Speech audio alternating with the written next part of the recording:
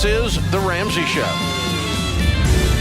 You can be intentional about your character. You can have money and a career. You are the hero in your story.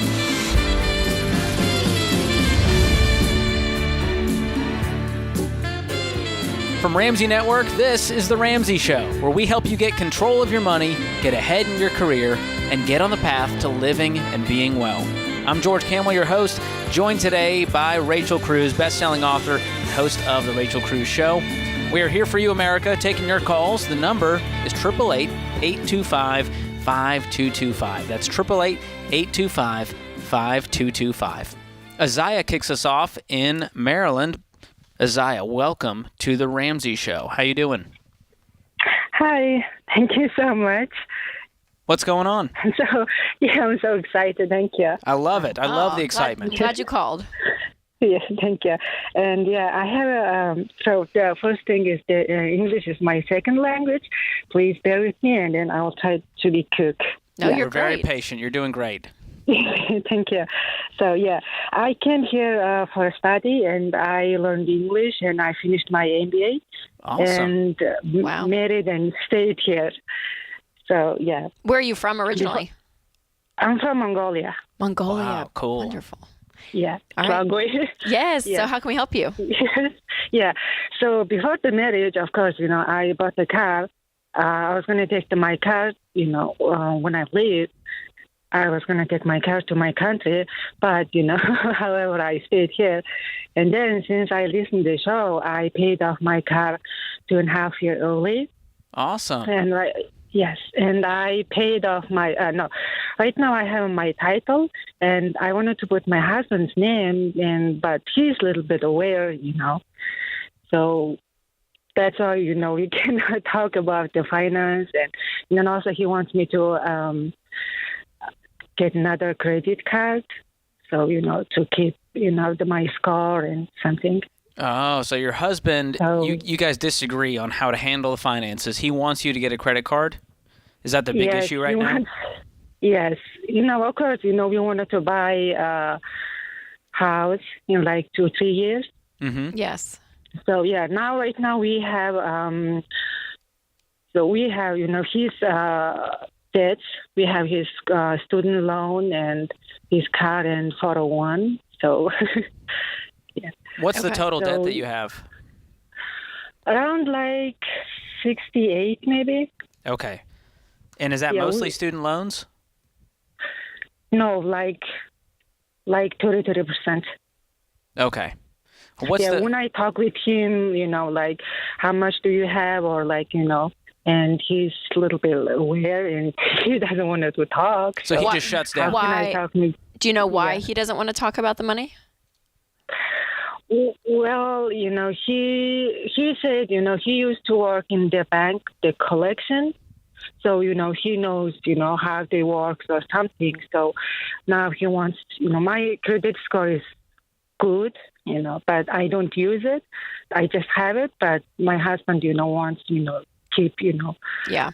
So I think one of the score and So one of the big kind of flags that I feel like I'm hearing. So, we can go on the tactical money piece all day long, and George can even chime into that too. But, you can buy a house without a credit score. You can do manual underwriting. Like, there's ways around all of this. But the biggest thing that I'm hearing from you is that you're trying to do one thing with your money and your husband's doing the opposite. And it's going to be really difficult for you guys to win long term with your money. And I think ultimately how much that starts to seep into your marriage, because when you're not on the same page about anything big in life, I mean, this could be raising kids, this could be about in-laws, this could be about money, there starts to become that wedge. And so one of the big things I would really, really encourage you to do is to figure out, okay, how can we get on the same page? How can I approach him in such a way that I'm not, nagging or badgering, but I really am telling him, hey, as your wife, here's what I've seen. Here's kind of what I've learned. And I want to walk this path with you because I want to build wealth and I want to win with money. And this is what I've realized is the fastest way to do that. And see how he responds. And the issue is, though, if he responds like, well, sorry, I still want to do my thing, at that point, that's more of a marriage issue. is what ends up happening, where you guys can't, play on the same team, and that's really what you guys want to get to. Yeah, he's saying he used to work like the bank, and he's from here. He's American, so he's from here. So and then, he's saying, I don't, understand the systems, or So he's trying to say, well, I get it and you don't, so you should listen to me. Well, and a banker is going to have a very different philosophy than we have at Ramsey. So it is. I mean, you honestly, these principles that you're learning from us is going to go very counter against everything that he knows in his head logically as a banker. And so it may be a difficult sell, but I think that it's more than just, hey, I want to do this with money. It's just, hey, I want to be on the same team. And work with you. And share with them, here's how I feel. I don't feel safe. Mm-hmm. I don't want to have more debt in our life. It's going to add more anxiety and stress to our marriage. I want us to have a great marriage. Here's my vision for what our future could look like. Here's how I want us to get there. Are you on board? And that could be a different conversation when it's coming from a place of, here's what I'm excited about for the future, and this is going to get us there the best, safest way. That could change his mind. And another thing I'll gift to you is Financial Peace University. I think if you guys watch the 9 lessons in Financial Peace University, it will give you guys a shared language to talk about money. He'll understand where you're coming from mentally when you go, this is why I want to become debt-free. This is why I want to buy a house this way. It'll change the way you guys communicate. So can I gift that to you as our gift? Yes, thank you so much. Awesome. Yeah. So hang on the line. Austin will pick up. That also comes with every dollar premium. And do you guys do a budget currently? I'm trying, I'm the saver, he's the spender, so. So he's the spender. So does he want more control over where the money's going? Or do you have a say in the matter? Well, we talked, now we have, almost, he's dead. And then, but I'm trying to tell him, explaining the baby steps. And then, but he said, I can't, work more than what he's doing right now. So I couldn't talk with him, in my language. So yeah, that's tough. I can explain. How long have you guys been married? Now, like, year and a half now. A year and a half. Okay, so this is still fairly new. We're still getting, there's communication barrier. There's the financial kind of component there. So, but I don't want to hit. Oh, I'm so sorry. No, go for it. Well, and I want you to have the confidence, you say that what you are leaning towards on how to handle your money. It's the right way. And I know that people think that we're so black and white here, but I'm like, over 30 years, it's been proven that when you don't have debt, you have your income, you can invest it, you can give it, you can save it for a down payment, you can buy a home without a credit score. We don't have to live in this cycle of this culture that everyone else lives in. You don't have to. And so don't let him undermine you just because he's a banker, just because you're not from America and you're not speaking English is not your first language. It doesn't matter. The principles, regardless of where you're from or what language you speak, are still the same principles. Amen. So be confident, be kind and respectful. But I would push into this, Jose, and it might be more of a marriage issue, okay? So remember that. Hang on the line. We're going to get you 1 year Ramsey Plus, which includes the Financial Peace University videos and every dollar premium. Hope it's helpful on this journey. Thank you so much for the call. This is The Ramsey Show.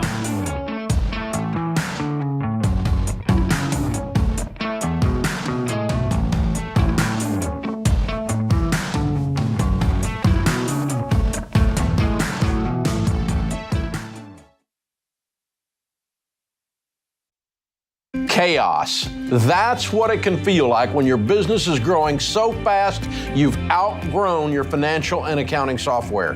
The faster you grow, the more likely you are to lose control of the numbers. And here's the reality. If you don't know your numbers, you don't know your business. That's why we use NetSuite by Oracle, the #1 cloud financial system. Over 28,000 companies use NetSuite by Oracle, including Ramsey Solutions, because NetSuite gives us a single view of everything we need to make daily decisions. Whether you're making a few million to hundreds of millions a year, NetSuite gives you the visibility and control of the things you need to grow, like your financials, inventory, HR, planning, budgeting, and more, all in one dashboard. Go to netsuite.com/Ramsey right now to get their free white paper. Jumpstart your CFO career.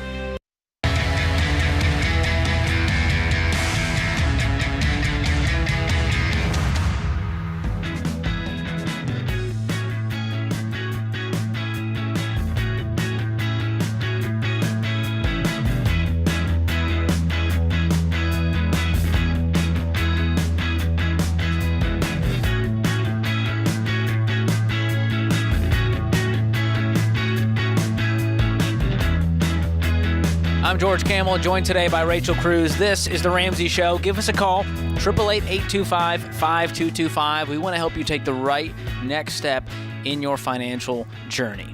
Jose joins us up next in Salt Lake City. Jose, welcome to the show.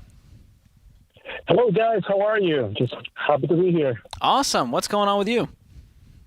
Excellent. Just happy that I'm in the English as second language theme hour. Hey, this is I love it. Love this. How can we help? So my question goes through about my mortgage. So fortunately, my wife and I have managed to be in baby steps 4, 5, and 6. Awesome. We already completed step 4, so we are investing 15%, and we are working towards, in January, start putting away money for our kids' college and our mortgage. So our plan is to start putting $1,000 towards a mortgage. And I did an amortization table with my mortgage company, and they said that it was going to be somewhere around 15 years to get rid of the mortgage.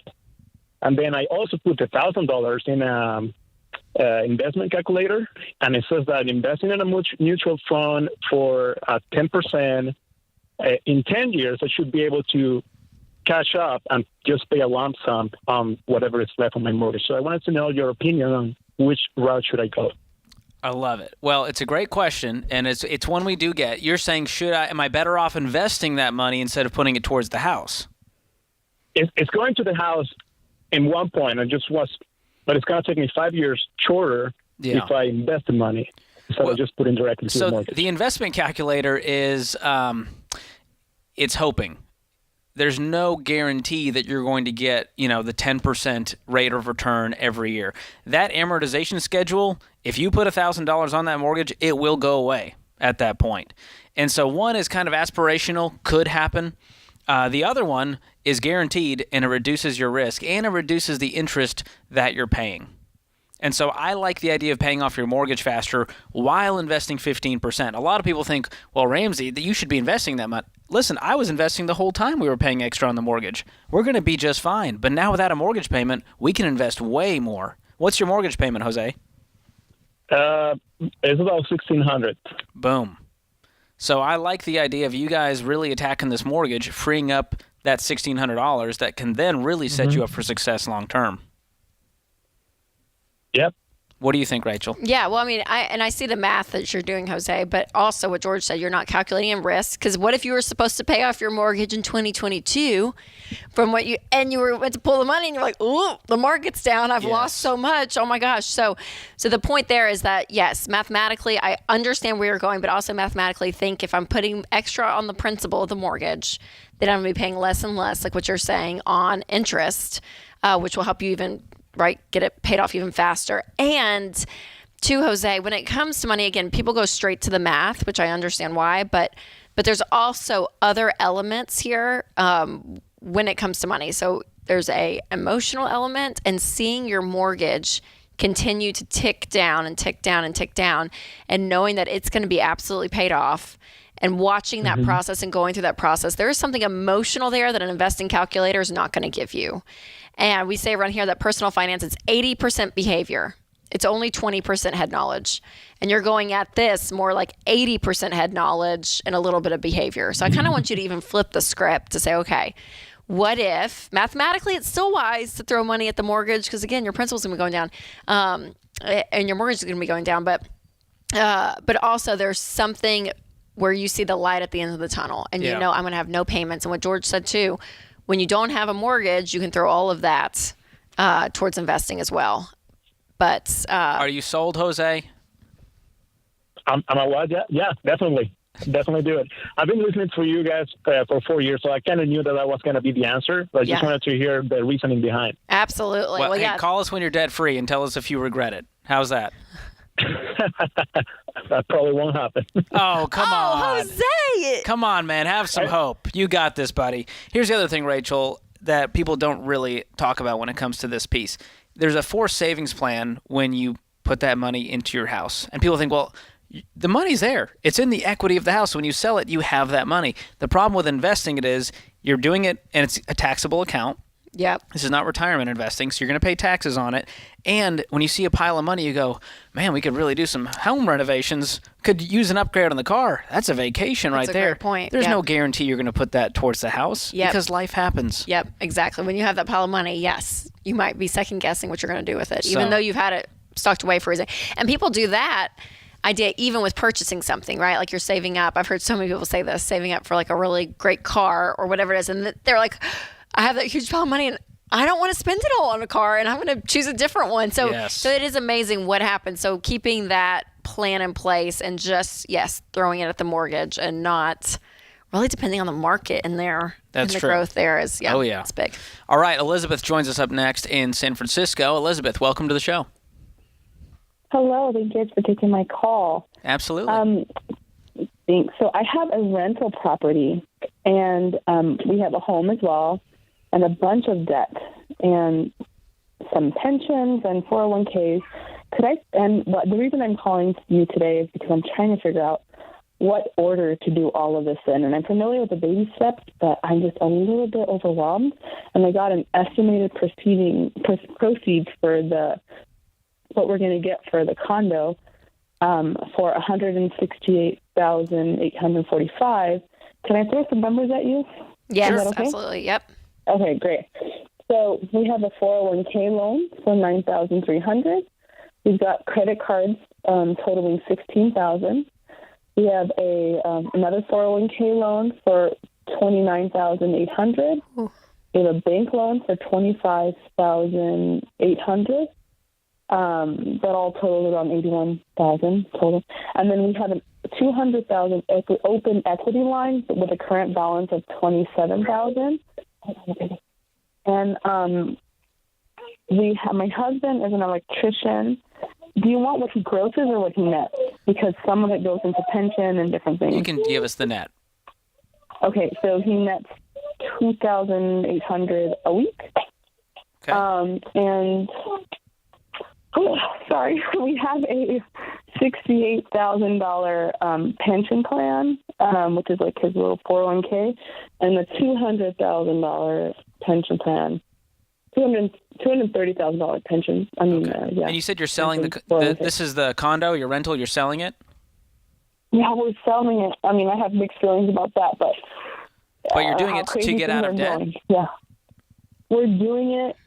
In all honesty, we're doing it because my husband makes a lot of money, but for the last 3 weeks, he was out of work, and it made us realize how we are on thin ice, and we really do need to clean up. Yes. Yeah, and he's fine. Everything is fine. Praise the Lord. We're running out of time, Elizabeth. With the proceeds of the condo, how much debt could you knock out? Oh, and we owe my father-in-law $150,000 that he is not in a hurry to get back. Oh my goodness! But All right. So we could. Okay. Hey. Yeah. Okay. So Elizabeth, if you were to sell the condo tomorrow, how much cash would you have from it? $168,000. Would that knock out all of your debt, other than the father personal loan? Almost. Okay. Well, that's going to be my game plan. I would sell that tomorrow, Elizabeth. I would sell that tomorrow. Pay off everything. Those 401k loans need to go first. IRS and 401k, you want those out first. You don't have IRS debt, but the 401k, and then start attacking that. Yeah, pay off that credit card, pay off that bank loan. Don't get rid of the HELOC. No more. And we got to Elizabeth, stop playing games. And change your habits. Change your habits. This is going to be like a little wand over all of this, which is amazing and a gift. But stop doing what you guys were doing to get yourself in this mess. You guys got this. This sounds stressful, and I'm not even involved. And I lost my breath. You got it, though. You got it. But you can do this. This condo sale is your knight in shining armor. So use it to your advantage. Get rid of debt. Never look back. No more HELOCs. No more personal loans. Borrowing money from family. Oof. Yikes. And then we're focusing on paying dad back. Oh, boy. This is The Ramsey Show.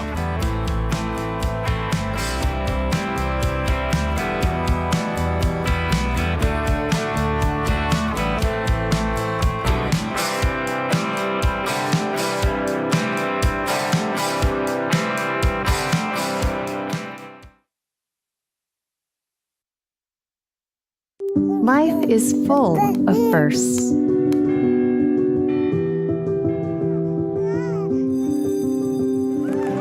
As the first and longest-serving Christian health cost-sharing ministry, CHM has shared medical expenses for its members since 1981. We believe you should have the freedom to focus on your health while being supported by a community of believers, giving you the opportunity to create many more firsts.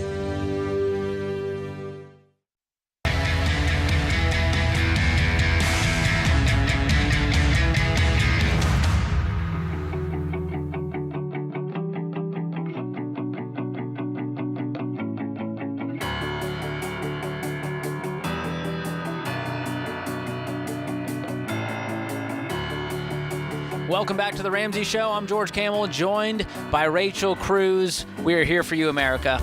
And in the lobby of Ramsey Solutions on the debt-free stage, Kenneth and Lois are with us from Fremont, California. How are you guys?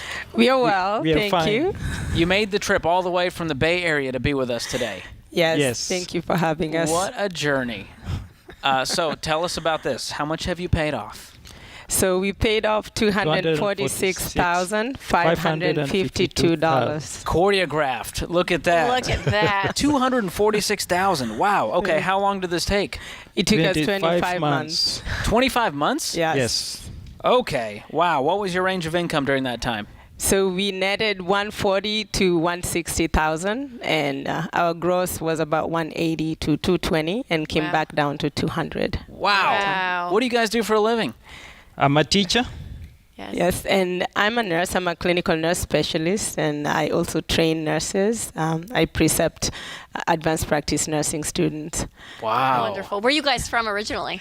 We are from Kenya. Kenya. Wonderful. Yes. Actually, I kind of knew that. We spoke right before the Well, break. because I had her teach me some cool Kenyan phrases. I know. Do you remember them, Because I was George? so excited. Do you remember them, George? Of course. Moments ago. Wow. What a story. That's amazing, here. you guys. The numbers here are jarring. This is wild. So what kind of debt was the 246? Car loans. Everything. So credit cards, student loans. We had family loans, friends loans. We were just You were getting money from whoever normal. would give it to you. Yes. Oh, my goodness. All the stores So how gave long have us- you been in America now? This is the 15th year for me. 15th year. Yeah. So did you get here and you were like, let's do this. Welcome to America. Let's get some debt. Yes, they told us there's free money. They give you cards and you can just swipe. Is that real? They said, here's a card. It's free money. Have fun. That's what it feels like, a credit card. Yeah. Yeah. And you feel like this is the best Wow. place ever. Okay, so what happened 25 months ago to start this journey? Yeah, so I'll start. It started 5 years ago. We were building a house for my mother in Africa, and we were not using any budget. We were just using credit cards from any store that they gave us, and we were using our money to build and also to help other people that needed help. And then 3 years ago, we moved up a house. Where we live is very expensive, so the apartment cost was going up $200, so $250 every year. We decided we are done with the apartment, we are going to a house, and the house was $4,000 a month. And the apartment was $3,800. So we thought we made the right decision to go to a 3-bedroom house at that time. By the way, $4,000 where we live is just a small 3-bedroom apartment house. So then a friend would come by and say something about Ramsey. We don't know what thing that was, but we said, okay, something like that. Okay. Then 2 years ago, a friend invited us to FPU class that was being done at the nearby school, church school. And I went with her. I did not know I was going to meet that Ramsey there. So the first class and then the second class did me in. Wow. I went and told my husband, you have to come to this. And he was not coming. He was reluctant to his story. So at first I was not interested. And then eventually I decided to join her to these meetings. So when I watched those videos, I was so interested, and then we made up our minds to make a decision. We had separate accounts before, so we decided to have joint accounts. Wow. Yeah. We were borrowing from each other, actually. When he's broke, he asked me to give him some money. And when I'm broke, I'm asking him if another bill is coming. Wow. The other thing we wanted to say is they told us we need to build our credit. So when we started, I had like 750 credit. When we ended up with 10 credit cards, in fact, there were 12, there were 2 more, from every store. Sometimes we'd forget to pay one bill or another, and our credit started going down. So we ended up with 669, and that was the end of it. When we did FPU, we thought, so it's okay not to have credit cards. You're like, We I don't can have to live play the without game. them. And student loans that we were paying just minimum, we decided we will just go all the way. You guys are amazing. What a transformation. You are amazing. Coming here 15 years ago and making an incredible income, and sure, not knowing, right? You kind of just fall into the American way, because what you just described is so normal. So normal. That is how majority of people do life with their money. And you made a decision where you were like, I'm done. So what were you guys feeling kind of before? Because you're the one that went to the class originally. Correct. So were you not happy with where you guys were financially? Were you stressed, or were you kind of like, I'm okay, I'm going to just still go with my friends? What were kind of your emotions leading into it? I'll start since it's me who started. Yeah. We were very stressed out. We were not talking about money apart from when we were trying to borrow from each other. And we are saying, no, we are not going to do this. And we would pray together and trust that God will do something. It will be okay. But we didn't know what to do. Wow. We were just living horrible like that, paycheck to paycheck. So this was a blessing that my friend, Kathy, invited me to FPU, and my eyes were open. That's so Give cool. it to my husband. Yeah, so it was a lot of stress. It was a lot of stress. We could not make it. We could not be able to provide for all that we wanted. But now we have a relief and just a peace of mind. Yeah. You're amazing. And your shirts tell the story. Set free. Yeah. Set free. By choice. We were in bondage, slavery. Wow. Yes. The borrower slave to the lender. You guys figured that out. So how does it feel now, standing on the stage with all that paid off? A sense of relief. And it's a dream come true. We feel like this whole rock on our back is taken away. Our marriage is better. Now we can talk about money openly. And you're not just bank accounts to each other. Yes. You're way more than that. You're partners. That's right. So how did you do this? Because I'm looking at the numbers. I'm going, they paid off 123-ish a year, making 141. How did you do this? Did you sell something? Yes. So what we decided, we decided to downsize because we're living in a very expensive house. So we decided to downsize and go to an apartment, 1 bedroom. So a later space. 1 bedroom apartment. Correct. Yes. And with how many people? 4 of 4 us. people. So 4 of you. our children have a story to tell, but they were very willing to help us with this. They actually decided to go to Africa for a while so we can save this huge private school bill that we were paying here. Wow. And there's a life hack. Send your kids to Africa for school to save some money. Yeah, that works perfectly. That is a huge sacrifice, though. You guys, for how long was that? They did it for 6 months. They came back in January of this year. Wow. That's amazing. Well, can you bring them up on the stage and tell us their names and ages? Yes. So Isaac is 13 and Sarah is 12. Wow. What a Isaac and beautiful 13. family. Y'all did this together as a family. Literally. Yeah. You That's all so cool. You all made decisions together as a family to do this. Incredible. So, Absolutely incredible. tell us, what is the key to getting out of debt? You want to start? Yeah, I'll say one is to stay focused and to give. Tithe was very important for us, giving to God, and then budget. Yes. And to have discipline and to deny ourselves and work hard. Beautiful. I love it. all Well, of speaking of generosity, we've got some things for you. A copy of Baby Steps Millionaires, Dave's #1 best-selling book. That's your next chapter. A copy of the Total Money Makeover you can give to someone else to kickstart their journey. And 1 year of Ramsey Plus, including all of the Financial Peace University lessons that changed your life. Every dollar premium. You can pass that on, or you can go through it as a family to keep you inspired on the journey. You guys ready to do this? Yes, we are. Okay, it's Kenneth and Lois and Isaac and Sarah from Fremont, California. $246,552 paid off in 25 months, making $180 to $220. Count it down. Let's hear a debt-free scream. 3, 2, 1. We are debt free. And the crowd goes wild. My face hurts from smiling so hard. They're just a beautiful, joyous family. Everyone out there that's like, I can't do it. Listen to them. Shut up. Listen you to can them. do it. That's amazing. Oh, incredible. Set Absolutely free. incredible. That is the theme of this hour, and you can be free to America. You can do this. You just got to follow a plan, commit to it. This is The Ramsey Show.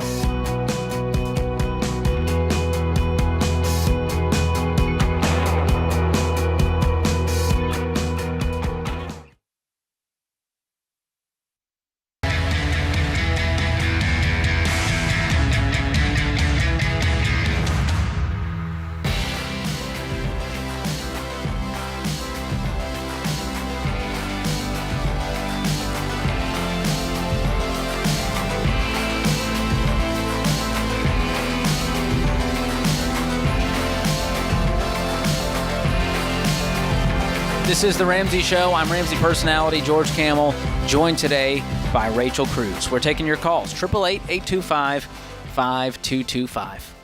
All right, Rachel, so I've been following some news, but not the kind you think. I like to follow sports news because, you know, I'm known for my sports knowledge. Already talk about like inflation and the recession. This is hard different. news. No, this is different. These are two of your favorite things, sports and money collide. Together. This has been the hot article. Go sports. This is from CBS News. LeBron James...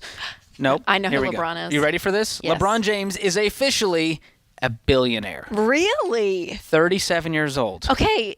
Can we do a quick timeout just Sure. so all of us that are like me listening can get our minds around this? It's not just from playing basketball. This is endorsements. Oh, like, yeah. There's all kinds of deals, sponsorships, perfect. you name it. Just need to make sure. Not just his NBA salary. 8-time NBA All-Star, 4-time NBA champ, 2-time Olympic gold medalist, hit another milestone, doing something no other NBA player has ever done. Wow. After another monster year of earnings totaling $121.2 million before taxes and agents' fees over the last 12 months, Forbes estimates he's officially become a billionaire while still playing hoops. 37-year-old superstar has a net worth of $1 billion, and he said, this is a quote from him, "It's my biggest milestone. Obviously, I want to maximize my business," and he's done just that. Yeah. He's commanded more than a $385 million salary from the Cavaliers, Miami Heat, and Lakers, and as the NBA's highest paid active player. And off the court, to your point, Rachel, he's raked in upwards of $900 million in income from endorsements and other business ventures. So he's a very smart businessman. Totally. On top like of being an incredible Michael Jordan. athlete. Yes, very similar. Same. So here's the funny thing, though. This isn't just why I wanted to talk about this. Yes, he's a billionaire. That's an amazing milestone, and that's 1,000 millions for those of you that need to get that picture in your head.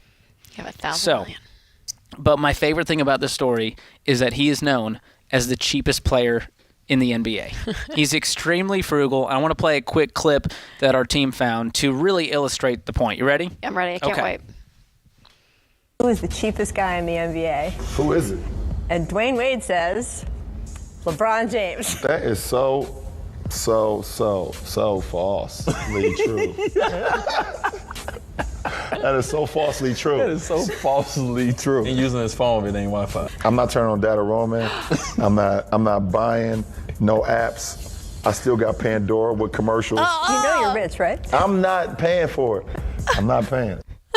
I love it. So that was LeBron James himself, for those of you wondering, talking about how cheap he is. And I love that he said it's so falsely true. It's so true. He won't. But I love that. He needs Wi-Fi. He's not going to go. Now, let's be clear. LeBron James is not living in a shack. He's got a nice house, and I'm sure he's got nice cars. He's done really well. But it's amazing to me the things that he goes, I'm not paying $3 for that. I'm not doing that. I'm not paying for that subscription. Pandora. Yeah. I'll have some commercials. Yes. Hey, do you know who else is not a billionaire but listens to Pandora with commercials? Rachel Cruz. Me. That's true. We were sitting and I was like, Rachel, what are you doing playing Pandora? There's an ad? Like, do you not have Spotify? Who are you? I'm basically like LeBron. That just means you're on your way to becoming a billionaire. And no apps either. Now, here's the thing. I love that. No, like, paying for apps. Yeah. Yes. I want to make it clear, LeBron James is not a cheapskate. In fact, he's very, very generous. And that's there's maybe a connection there. Maybe you can speak to this. This is another article from CBS News. LeBron says he'll open a multi-million-dollar medical facility in his Ohio hometown. He's built the I Promise school in his hometown of Ohio. He's pledged to send 2,300 students to college debt-free through scholarships. Amazing. So to me, I just go, this guy has a plan for his money. He's got a vision for where he wants it to go. And while he doesn't care about the $3 Pandora subscription, he's spending his money where he wants to spend it, and I respect that. Absolutely. Yeah, because it's not the Pandora thing. The Pandora subscription is going to make you a billionaire, right? That is not it. But it's a mindset, too, of seeing like, okay, what's wasteful, what's not. And it's the same ways of looking at life that really could lead you, because that kind of stuff could play into his business deals where he's like, where are we? What am I doing? Right? Like it's that same thought process that really can make you become successful. It's wisdom. It's just wisdom with money and where your values lie. LeBron has to find Wi-Fi. I know. Here's the thing, Rachel. Won't use data. Can I be honest with you? That's the one that's funny. I waited 20 years for Space Jam 2, and I was so disappointed with how it turned out, and that's partially LeBron's fault. But I've gained newfound respect for him after this whole thing. Oh man, LeBron. So he ruined the Space Jam franchise, but he brought it back. Do you know what is so weird? And I'm not kidding. I don't know if what this is what's happening right now, but do you know we do a movie night with our kids on most Friday nights for home. We do 90s movies. So Dunstan Checks In, Dennis the Menace, Blank Check, Richie Rich. Like we go through all the 90s movies because we're like, kids, you gotta watch these. That. Jumanji was a little scary, the trailer, so we decided not to do Jumanji. But do you know what we're watching tonight? Space Jam. Yes. The original. Oh yeah. Michael Jordan. Like with Looney Tunes, all One that. of my favorite movies of all time. Because my kids don't know Looney Tunes. Like Bugs Bunny, she's like, Millie was like, oh, is that the guy that eats the carrot besides the WB logo? Oh my goodness. And I was like, yeah, because Free Willy, he's on free. That's he's hilarious. Warner Bros. So like all of this is happening tonight. Train up a child in the way they should go, Rachel. And there you go. Michael Jordan at Space Jam. So LeBron, I'm happy for you. I might pop by the Cruise House just to like be a part of this moment. Eric, can we keep going with this topic, or is this okay? So George, James is going, so here's another 90s movie that I quoted on the road when we had our Building Wealth event. There was a Samsonite suitcase, and I made a comment about Samsonite. Can't find. I made a joke about it. George had no idea what I was talking about. Very he was like, confused. I don't get it. I was like, well, yeah, from the movie. And he was like, what movie? I was like, Dumb and Dumber. George said, never seen it. And I said, what? I said, that is my husband's favorite movie. Fast forward 2 weeks ago, Winston and I were having dinner. I don't even know what's being talked about. He quotes Dumb and Dumber as he does like every week. It's just like the movie quote always in our marriage. And I said, do you know George has not seen Dumb and Dumber? Winston said, George Campbell has not seen Dumb and Dumber. Next thing I know, George Campbell is driving to our house. Winston Cruz rents, or I don't know, we actually use your HBO Max subscription. That's right. And we said, and we watched George, with George, me and Winston, we watched Dumb and Dumber. It was a night. Listen, when you get a text from Winston Cruz that's like, hey, come over tonight, we're watching Dumb and Dumber. You can't say no to that. You clear your schedule. You move mountains, heaven and earth. And Whitney was out of town. We wanted Whitney to come. To be clear. So 90s movies, yep, it's an important thing that you need to dive into. So all you Gen Zers out there that haven't seen those 90s movies. To be clear, I'm not Gen Z. I just had a strange childhood, I guess. I guess so. I grew up Arabic Baptist. We were watching like Veggie Tales, Adventures in Odyssey. We weren't allowed to watch that kind of filth. Really? At the Ramsey household, that is one thing Mom and Dad were not strict parents on. They were strict in some ways. You could watch We movies. could watch literally whatever one, except for 2 movies. Can you say them on air? I can. Or okay. two things. Rugrats. We were never allowed to watch Rugrats. Okay. Because the kids are in charge. That's what he would always say. So Dave didn't like that it portrayed in a world where the kids rule. Yes. Hated that. And then Fern Gully. Hold on. Couldn't watch Fern Gully. Wait, is it because of the climate change agenda? I don't know. I'm not going to go down that path. That is hilarious. I'm not going to go down that path. But Dave's like, it's capitalism. They're cutting it down to make paper, Rachel. It's how the world works. Get over it. So in the 90s, Rugrats and Fern Gully, we were not. But everything else, Forrest Gump, Titanic, anything. Wow. We watched y'all. Yeah, and Mom and Dad didn't care. This is great content. Listen, if you came here you may for not care about any financial of this, America. advice I'm really and sorry. life change, you came to the wrong place. I'm sorry. We'll move for this on. segment. I'm sorry. There's no time to move on. The show's over, Rachel. We can't take a call quick. Oh, no, we can't take a call quick. Hey, but we can circle back. If you were a billionaire, what were things that you would still? How would you be LeBron? How would you be LeBron? I would still coupon. And I know Sharon Ramsey, kindred spirits, Sharon Ramsey and I, because we both are big fans of being intentional. Is this the best deal? Is there a deal to be had? Can I use a coupon, a promo code? Whatever it is, I'm doing it. It's good. Regardless of how much money I have. Regardless of how much money you have. Someone made fun of me because of how frugal I was. They're like, George, you have a paid for. Why are you? And I was like, you're never too rich to get a great deal. That's right. how I feel. That's a great line. I'm Thank glad you. we're ending with that. And I'm not rich, but I mean, by American standards, sure. By the world standards. From a net worth standpoint, George, you paid off your house. Thank you, Rachel. Well, listen, we're on our way to becoming billionaires with our We are. intentionality. Thanks, LeBron. Thank you. For following in your footsteps. Good job, LeBron. We're proud of you, man. Way to go. What a milestone. As if we're friends. Like he's going to text me later. Anyways, that puts this hour of The Ramsey Show in the books, which many of you are thankful for. We'll be back with you before you know it.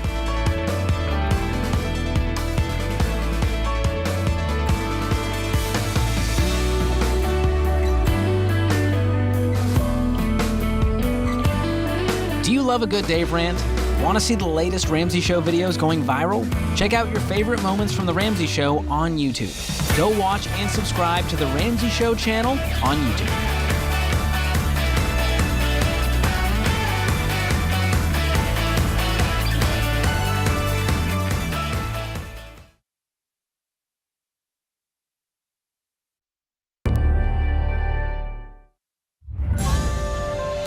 This is The Ramsey Show.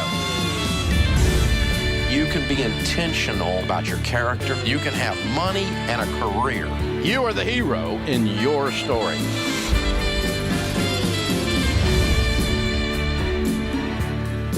From Ramsey Network, this is The Ramsey Show, where we help you get control of your money, get ahead in your career, and get on the path to living well. I'm George Camel, your host of the Fine Print and Entree Leadership Podcast, joined today by host of The Rachel Cruz Show. You guessed it, it's Rachel Cruz herself. And we are here for you, America, to help you take that right next step. Maybe you're at a crossroads, you need some confirmation, you need a third party to give you some encouragement. We are here for you. The number to call is 888-825-5225. Nathan kicks us off in Kansas City. Nathan, welcome to The Ramsey Show. Thank you. How's it going today? How can we help? Pretty good. How are you? I need some advice about, I'm on baby step 2, and if I could reduce my gazelle intensity. Right now I'm working 60 hours and at 2 jobs, 20 hours at one, and there's the opportunity to stop that 20 hours or at least reduce it. Right now I would be comfortable with keeping the main job and just losing the 20 hours, but my debt would age would extend a good year or two. So how much debt do you have? I have $54,000 right now. Working to baby step 2, I was at 65 earlier. Cool. What kind of debt? Car and student loan mostly, a little bit of medical. Okay. And what's your income, household? With my main job, $72 a year, and with my side job, $2,400 a month. Okay. And is your wife working outside the home? That's a lot of the question. I'm losing a lot of time with my kid. How old are your kids, Nathan? He is 2.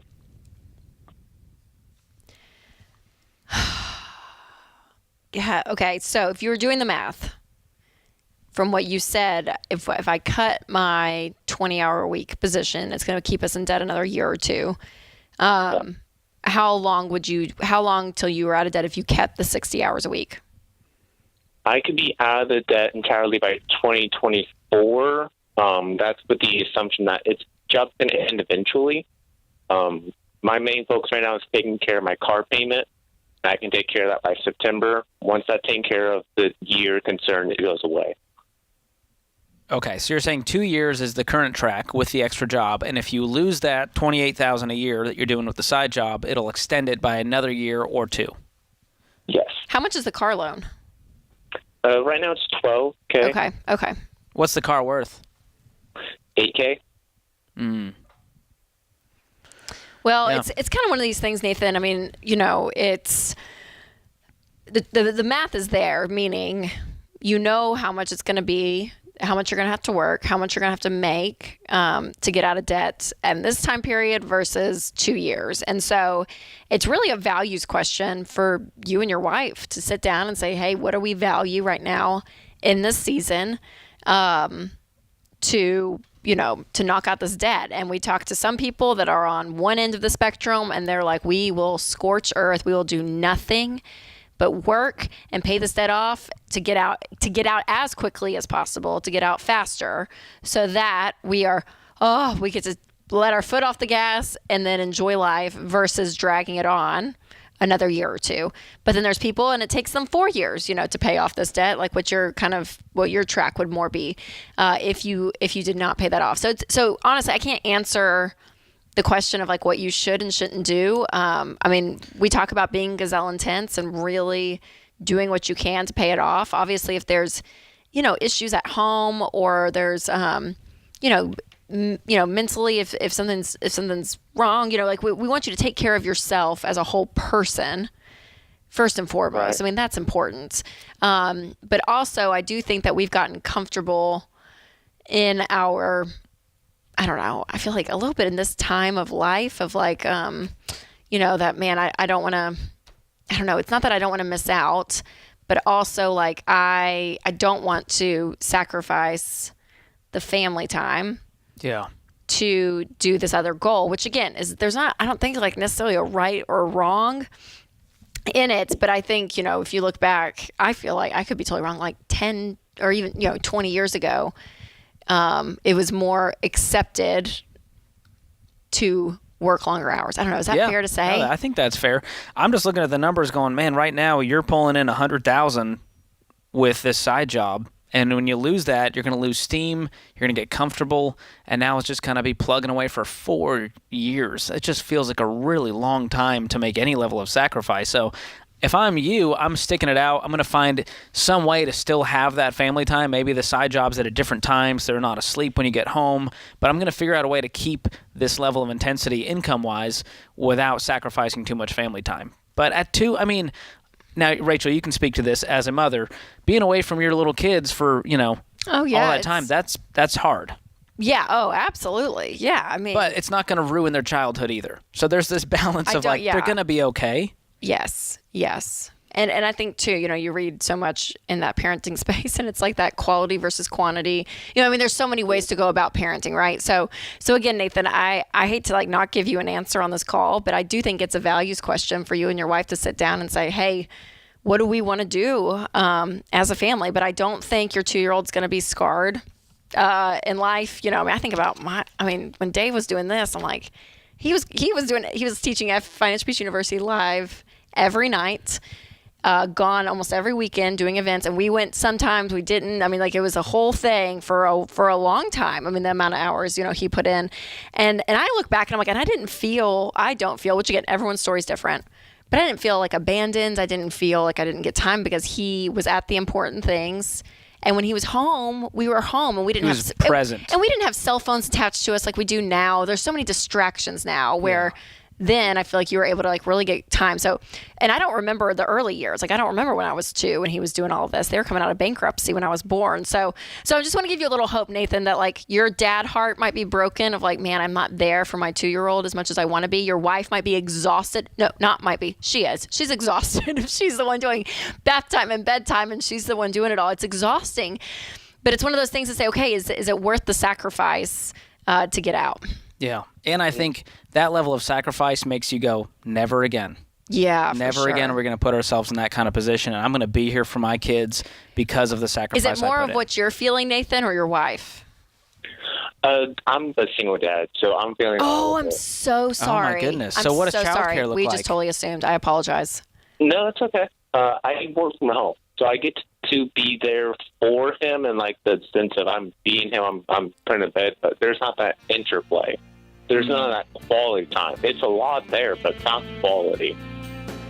Well, that feels like a solvable issue of how can we be more intentional with the time that we do have because you are working from home. But if I'm in your shoes, I'm keeping the intensity up because I want to sacrifice for as short of a term as possible, even if it's intense. So that's my plan. But again, it's a values question, and we're rooting for you either way.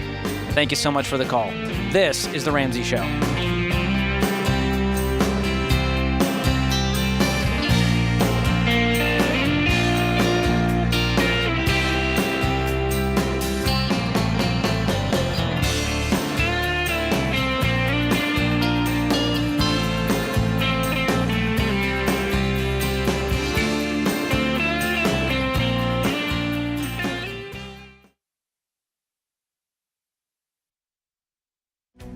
If you're looking for ways to update your home without blowing the budget, I've got it. For years, I've been telling you about our friends at Blinds.com. Blinds.com makes it simple to shop top quality blinds, shades, and interior shutters from home with easy online ordering and free shipping. With Blinds.com, there's no need to renovate your entire home. Just change out what's on your windows with upscale choices like faux wood blinds, cellular and roller shades, or even outdoor shades. Plus, Blinds.com guarantees the perfect fit, whether you do it yourself or you have them measure and install everything for you. Shop their latest looks and see how much you can save at Blinds.com today. The easy and affordable way to make your home more beautiful is Blinds.com.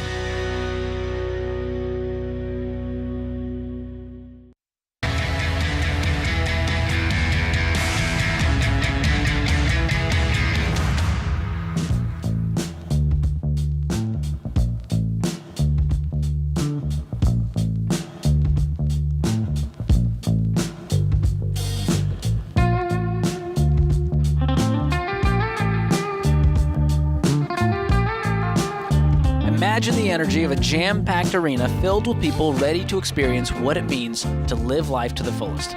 Now picture all of your favorite speakers together on one stage, empowering you with tools and principles that will create unstoppable momentum in your life. That is Smart Conference. You heard it right, folks. Smart Conference is back. It's been 3 years since we've done this event, and we're pumped to get it back on the road in Dallas, Texas, on Saturday, October 22nd. Now, this isn't just another pep talk. This is thousands of people just like you coming together under one roof to learn how to build wealth, achieve their goals, strengthen their relationships, and so much more. And we have a good time. This might be the most entertaining event we do. There's usually live music. There's theatrics. Ken Coleman's doing backflips. Who knows what you'll experience? And all of our Ramsey personalities will be there. Rachel will be there. I'll be there. Dave Ramsey, John Deloney, you name it. The whole gang, plus special guests Craig and Amy Groeschel from Life Church will be there as well, talking about marriage. And event passes start at $39 for an all-day event. We're talking 8 to 5. So get your passes before they sell out, because this event definitely will. RamseySolutions.com/events is the place to be. Rachel, is there a better event than Smart Conference? I'm just not sure. I'm not sure. No, it's so fun. Well, you get every part of your life, talked about, whether it's, it's marriage, it's parenting, it's money, it's goal setting, it's your career. I mean, like literally every part of your life we talk about, and we have a lot of fun. It's a really fun event. It's like the Ramsey buffet. You get a little bit of everything. Get a little bit of everything. And you will leave stuffed mentally and probably physically. There's food there too. So join us, RamseySolutions.com/events. Can't wait. Kevin joins us up next. He's in Houston, Texas. Kevin, welcome to the Ramsey Show. Thank you for taking my call. Thanks. Happy to take it. What's going on?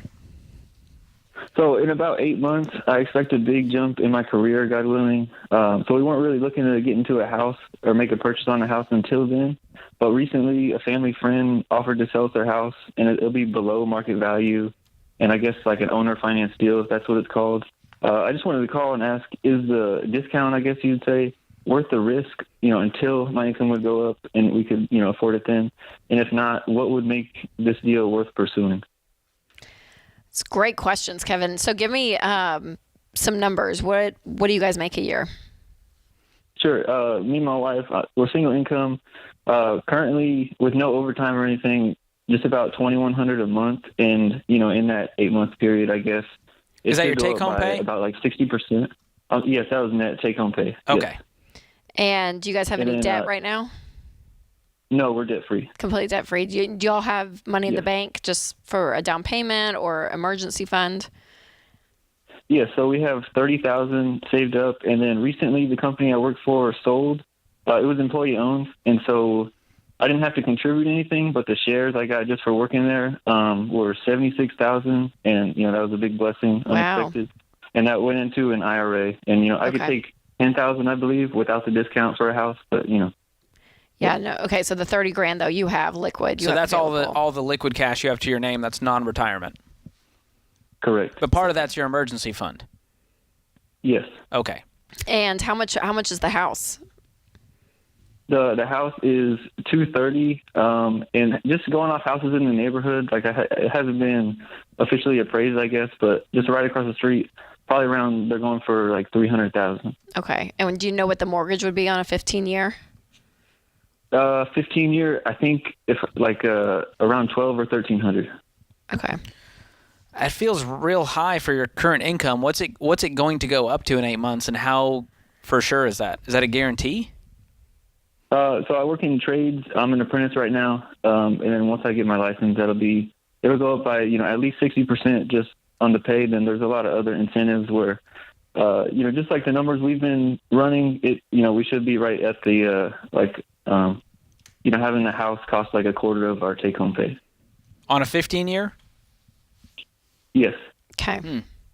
I don't know, Kevin. How soon do you have to do this deal? How soon? I guess this summer, like probably by July or August, they would like a decision, or else they'll just put it on the market. Yeah. Well, it's for me. I don't think you'll have enough for a down payment at this point, because you have your emergency fund, but outside of that, you've got about $10,000 to your name for the down payment. Right. Which that's not much on a $230,000 house. That's not even 10%. Right.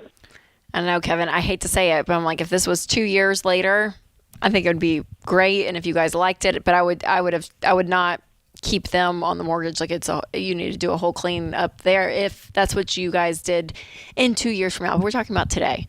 And for me, I just hate to say, Kevin, the numbers aren't there for me right now for something like a house. And with the gamble of like in 8 months, and I'm sure your income will go where you want it to, but still, it's not there now. It's not a guarantee now. And so that makes me nervous. Yeah. I mean, just crunching the numbers, I'm just worried you guys won't be able to eat even for the next 7 months if you do this deal. Because what I'm seeing with $10,000 down, that's 4%, and your mortgage would be $2,000, and you told me you take home $2,100. Correct. So if I could add, it would be zero down. I don't know for like owner finance if they would require PMI. I know zero down is not like the best, but if that was, it's the worst. You have no equity. I don't want you to have foreclose on this house because 2 months in you have regrets that it was a terrible decision. A deal on a Prada purse when I can't afford it is not a deal. Yes, sir. Yep. And so I love that your friend's doing this, and I think in other circumstances it could work out. And Kevin, let me say this too. When there's situations like what you're in right now, you get tunnel visioned so quickly because you look and see, it's the only deal. It's a great deal. It's through my friend. I have to take this because it feels like there's no other options, that this is going to be the best thing. And we have to do it. And you start to live in this tunnel. And I want you to kind of bust through that tunnel and say, okay, what if instead we got, money saved up. I started my new career, and we look up 12 months from now and see where we're at with our cash flow and go and buy a house that, there's tons of houses out there. And granted, the housing market is freaking all over the place. We know it's insane right now, but, and then say, okay, what are my options then? Because this is not the only deal in the entire world. And it feels like that because of all the circumstances that you're laying out for us. So I know it can feel on your end like, oh, this is it. We got to take it. It's the best deal. You have no idea what a year from now is going to bring when you actually do it where the math plays in and you're actually being smart about it on that end versus rushing into something because it feels like a good deal. Does that make sense?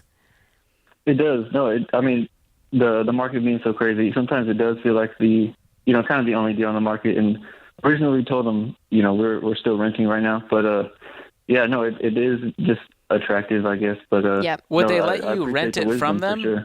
That's a good question. No, that was our kind of like we thought about it for just like a few days, and we came back to them and say we'd rent, but they're retired and they said it'd be too involved, and so they were just think about it for a few months and come back to us. And and I think we just wanted to. Yeah, and on their end, they're probably like, okay, we're gonna sell this. We're retired. We're good. We could offer it, a great price to this couple that we love. It all makes sense, and it's very kind of them. But I just don't think you guys are in the position to do it today. I would not, Kevin, personally. I just look at the numbers and go, it makes I me can't nervous. breathe thinking about 90% of my take-home pay going towards the mortgage, and then not being able to put food on the table because we wanted to be homeowners for 6 months. Right. And so I love you too much to put you in that kind of position. And, you know, a few years down the line, I don't think you're going to have this kind of FOMO because you're going to buy a house when it's the right time for you. Yeah. And not look at this deal with a lot of regret. You're going to go, man, I'm glad we passed that up. We dodged a bullet. Yep, I really do. I think so. So I'd pause, Kevin. But how old are you, question. Kevin? 28. 28. Well, I'm pulling for you. You're going to be a homeowner soon enough with your diligence and, set up a different savings account for that down payment. And maybe you save up 50 grand, 75 grand in the next couple of years. Your income goes up. Now you got a healthy down payment to put down. You can afford the mortgage payment. Now that's a deal right there. That gives you some peace. This is The Ramsey Show.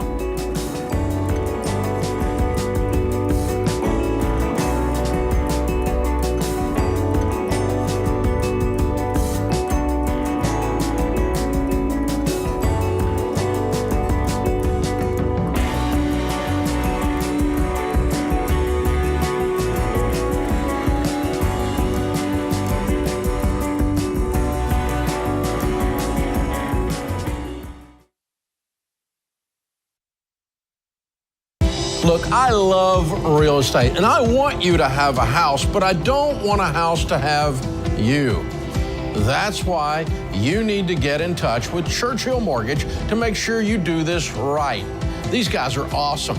They'll help you get on a smarter mortgage plan because they're committed to doing what's right for you.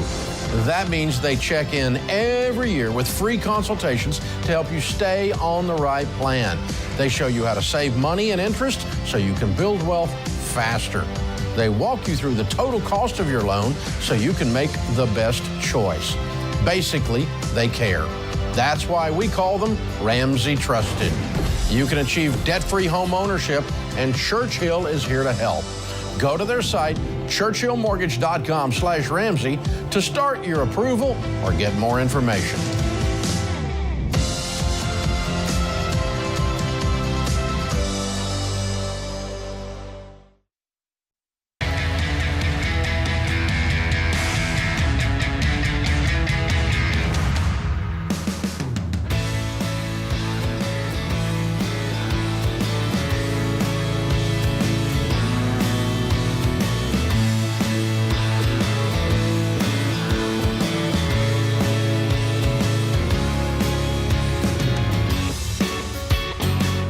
Welcome back to The Ramsey Show. I'm George Camel, joined today by Rachel Cruz.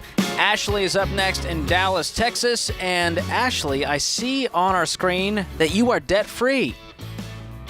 Hi, yes, I am. We love to hear that. Tell us about it. How much have you paid off? I paid off $111,000 in 18 months. Wow. Oh, my gosh. What was your range of income during that time? I started at 75,000, jumped pretty immediately to 120,000, and last year I made 160. Whoa. Ashley, Yes. what do you do for a living? Well, I was travel nursing. There we go. That would do it. Well, you're incredible. You've been busting it. That's amazing. I was busting it, yes. So tell us about the $111,000. How much of that was student loans? Majority, probably 96,000, yeah. And what was the 95, rest? 96. The rest was a little bit of credit cards, a car note, and a tiny bit of medical expenses. Yeah. Wow. You're incredible. So tell us what got you on the path 18 months ago to go, no more, I'm not living like this. Well, I had just graduated from grad school and had a hard time finding a job and getting things going with the pandemic. A friend reached out and asked me if I wanted to start travel nursing, and it just seemed like a good opportunity to get on board with that. I actually finished my nurse practitioner degree, so kind of delayed with that a bit and just decided to go ahead and pay my loans off. So Wow. That's incredible. So how'd you find out about Ramsey? What was the thing that we went, all right, I'll follow this baby step thing, this debt snowball thing? Well, I've been a listener for a long time, several years. But once I graduated from grad school, I really sat down with the numbers and knew that I needed to do the Dave Ramsey plan, which is what I knew I was going to do since I started school. So originally I was doing the math. It was going to take about 36 months. But once I started traveling, I cut it in half. Yeah, you doubled your income, and you went, okay, well, that just cut our timeline down, didn't it? How old are you, Ashley? I'm 31. Okay. So for most people, I feel like when you graduate and you're making, this kind of money, which obviously you're working extremely hard doing it, but you're making $160 a year. Are you married? I'm not. I'm single. Okay. I won't be continuing to make that much. I was working a lot of overtime. Sure, to get out of debt. Yeah. Mm-hmm. But I just took. Go ahead. Yeah, I was going to ask though, like, when you're, late 20s, early 30s, and you're making this kind of money, it would be so easy to be like, oh, I'm going to go on a great vacation. I'm going to go out. I'm going to do whatever I want because I feel like I just have so much. So what kept you motivated to say, no, this money is going to this debt. I'm not allowing these numbers, these dollar signs of making great money, take you off track? Well, I listened to the show almost every day, and I would just listen to people like sharing their why, and that became my why. Was the biggest thing was, as I just shared, I've been single, and I just always wanted to go into a marriage debt free and be able to start a family debt free without any financial burden. Well, that's so cool. You killed it. $111,000 in 18 months. Wow. That's amazing. Well, add this to the dating profile. This is amazing. Yeah. That's incredible. So what was the biggest sacrifice you made along the way? Something you had to pass up, give up, sell? Mm-hmm. Obviously, you worked overtime, but that's a big sacrifice on its own. Yes, and just being away from my support system. I turned down a couple of nurse practitioner jobs along the way so that I could just really focus on paying off the debt.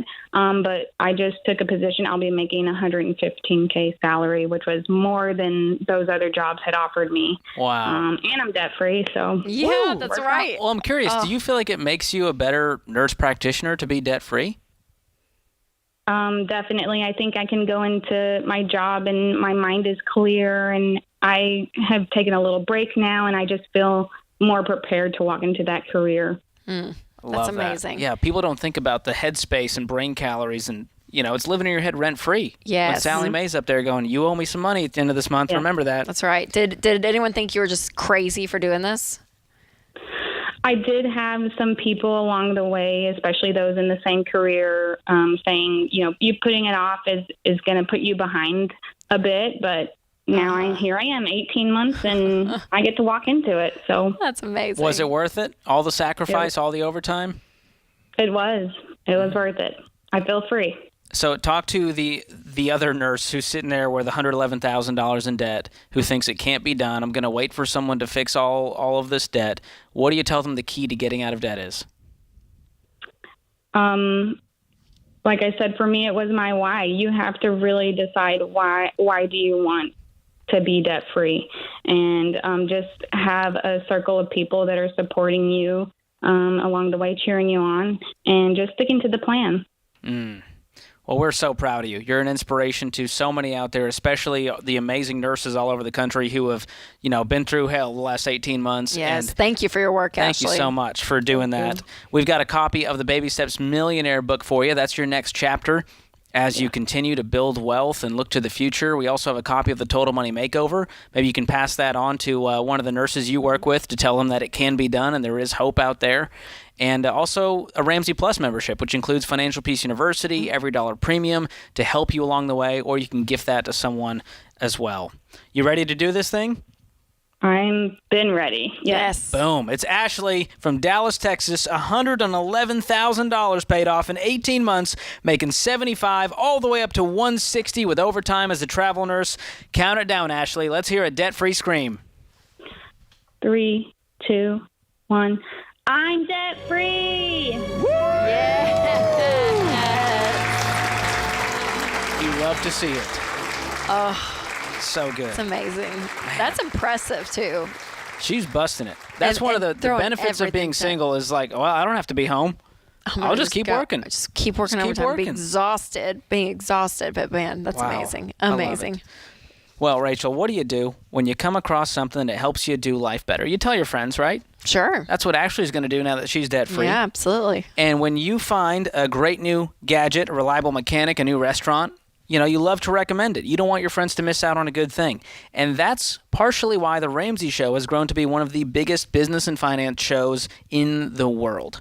Millions like you, America, tune in, and you can't help it but share it with friends. And you got to listen to this Ramsey Show stuff because it's changed their life. It's changed their family tree. They share how they've cut up their credit cards. They've gotten out of debt for good, like Ashley, how they've saved and built wealth way beyond what they could have ever imagined.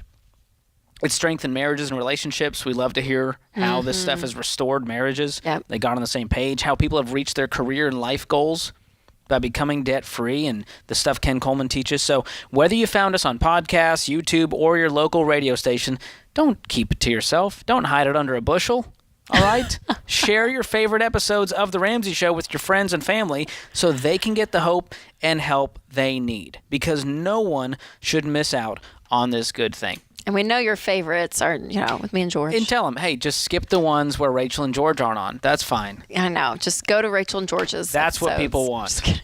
But it is fun. We love to hear how that. Yes. That's what gets you to change your life. It's not a, sometimes it's a paid ad on social media, but a lot of the times it's a friend saying, oh, I'm listening to this new podcast. You got to check it out. It's called The Ramsey Show. Give it a shot. Yep, absolutely. And we get so many calls on, hey, how do I talk to my parents about this stuff? How do I talk to my friend about money because how do I she's convince struggling? them?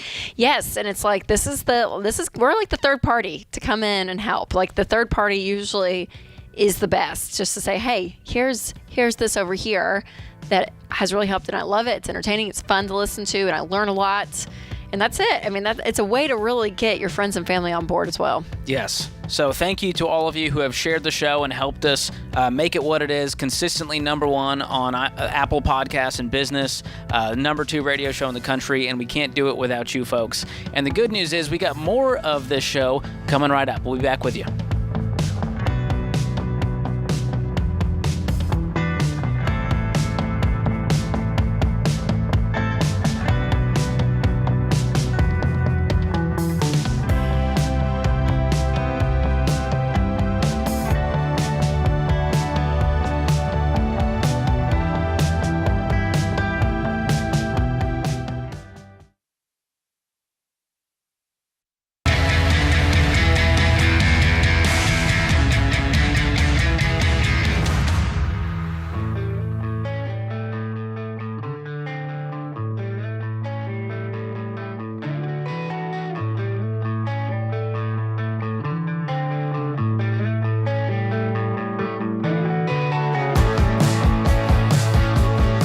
We're back with more of The Ramsey Show. I'm George Camel, joined today by Rachel Cruz, and it's your show, America, so give us a call, 888-825-5225.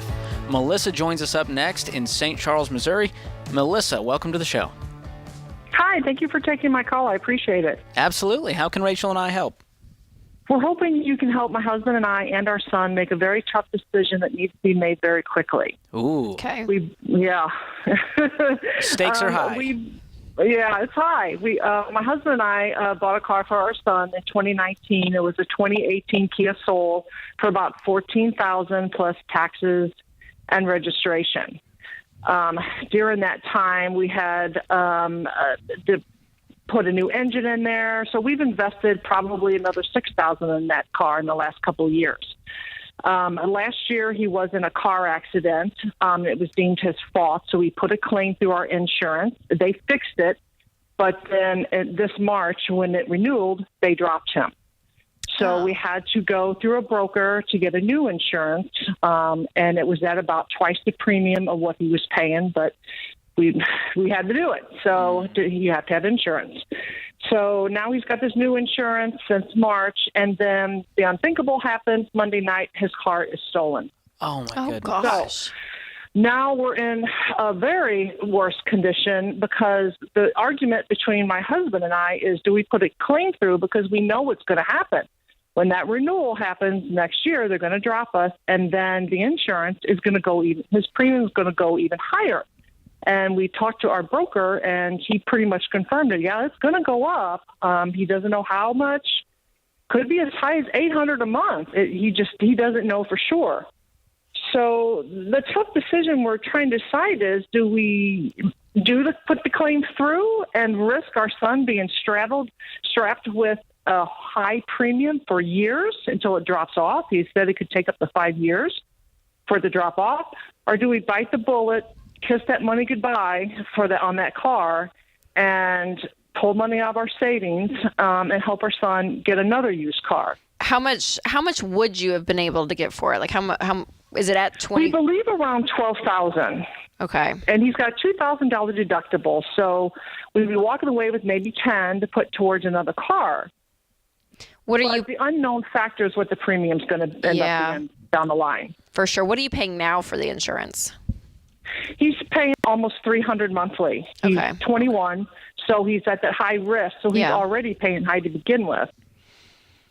Well, I'm just going to do the math and go, okay, let's say, have you talked to an outside, third-party insurance agent to get an estimate on what this could be? Yes. This is the same broker that got us his insurance just this March. We called him.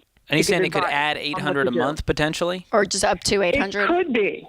It could be because he's got to go out and find someone else that's going to insure him with a second claim. Yeah. And he said it could be as high as $800 a month. He doesn't know. Well, if it's $800 a month, absolutely it's not worth it because that's $10,000 a year. Yeah. That you're now paying to file that claim to get 10 one time. But that's worst case scenario. That's worst case. Right. So that's where I'm going. Is there a way to figure it out without running the claim? I don't know that there is without actually running it through your insurance.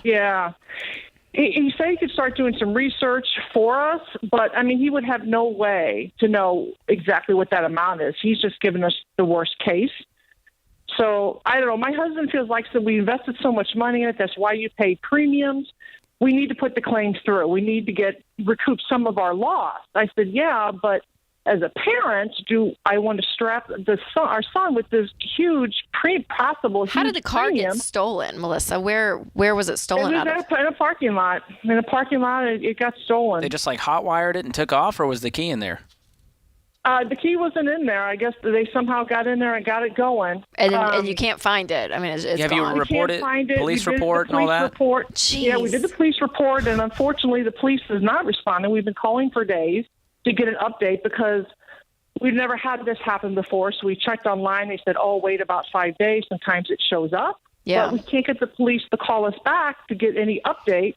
So we're going to assume it's gone. It's at a chop shop. It's gone. And we got to make decisions because he's got a job. It's already become inconvenient trying to get him to and from work. Sure. So that's why I say it needs to be quickly How old decided. Is he? He's 21. And does he have any money saved? Not much. A little under $3,000 saved. He doesn't have a job that's like a career job right now. He's still working at it. He's just not there yet. And do you guys have money to basically gift him a car right now? We do, but my husband's a little irritated because we've already done that once. Yeah, and there's a part too, Melissa. He's 21. Yeah, it's tough. He's kind of got to get some skin in the game here. Yeah, I would want him. Well, he was paying us back. He paid us back for the motor. He was paying us back half of what the car cost. So he was he was contributing. Yeah. But it's just horrible timing. He wasn't done paying his half of the car, and we're just all not sure what to do here. And I thought, well, let's call the guys that know about money what makes sense. Yeah, it's hard to do when the numbers are so variable because usually we just look at the math and go, is this going to ROI? Does this make sense to do from a mathematical standpoint? But there's too many unknowns here to say for sure do this. Now, if I'm in your shoes, I might just save up and get him a cheap used car instead of... That's exactly what the broker said. He said, I asked him, I said, what would you do if it was your son? He said, I would just get a cheap car. And we're not going to get him a $14,000 car. We're going to get him a $4,000 car. And I thought that too. And I started looking, and then I remember Dave Ramsey said about, it's COVID and these car prices are through the roof. And oh my gosh, they are. I couldn't find anything under 10 that didn't Where are you have looking? Like over 100,000 miles. Well, I don't care if it has 160,000 miles. Find him an old Toyota or Honda. I don't care if it's a 1999. Those things will go forever. And Melissa, he needs to be looking too. Like I'm hearing you as the mom, which I get, But also, he's 21. He's 21. Like, he needs to. This is his problem. You know what I mean? Like, you guys obviously are there supporting him. But Have him involved in every step of the process. I want him to be bringing you ideas and maybe he pays half of the car, and you go, hey, we're going to put in $2,000. You're going to put in $2,000. We're going to find you a $4,000 car. We're going to negotiate it off Facebook Marketplace. You're going to take it to get it inspected, and I think that will help him see this car differently. Okay. Yeah, because I was just looking at dealerships. I mean, I would look at Your options are going to be Facebook Marketplace, Craigslist, and Auto Trader, and sort by lowest price in your area. Maybe even drive a few miles to go find this car. That's a good deal. And at that price point too, Melissa, it's amazing what just cash will do. Go get $5,000 cash, bring it to the house, and say, "Hey, here's what I got." And you may even get a good deal, right? I mean, I know used car prices are insane right now, but still, there's still some ways to get a deal, negotiate all of that. But it would be through more of it. It would be an individual, not a dealer. I would not go through a dealership. The dealers aren't messing with cars that cheap right now. Yeah. Oh, yeah. Okay, so my takeaway is you're suggesting if you're in our shoes, not do the claim, get a cheap car, and just keep that, for a few years and then go from there. Yeah, and I'm going to still stay on that police report. Cars turn up. It's crazy, and it may take a few weeks, but if it's not in the chop shop yet, it may just be sitting somewhere in someone's driveway. Okay. Without the plates on it. Who knows what they did, too. But it's amazing how these things turn up. So still keep track of that, but at the same time go, how much are we willing to put in? Have him, maybe come in with half of that money and have him start looking and have him make the decision. Okay. All right, you guys are wonderful. Thank you. Thank you so Thanks, much. Melissa. That's a tough situation. That is gracious. hard. That's insult to injury. And I'm like, and I guess obviously the insurance agent knows, but I'm like, if your car is stolen, I mean, I guess obviously your insurance goes up. Like, and that's one of those things where I'm like, is it your fault? You know what I mean? Because the different claims, depending on the situation, are also different. I don't know. So I'm not in that world, but it is frightening to think about that someone could just get in your car and take off. I know. Wild times. Yep. Wow. Well, that puts this hour of The Ramsey Show in the books. Our thanks to Austin, Kelly, Ben, James, Andrew, and of course, my co-host Rachel Cruz. And who could forget about you, America? We appreciate you listening in. We'll be back with you before you know it.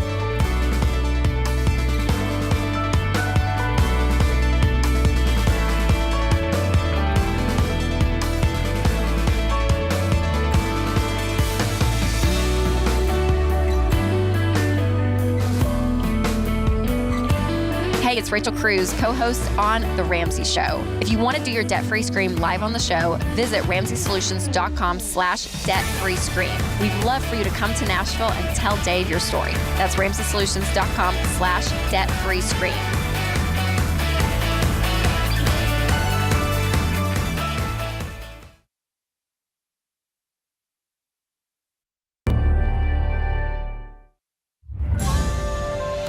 This is The Ramsey Show.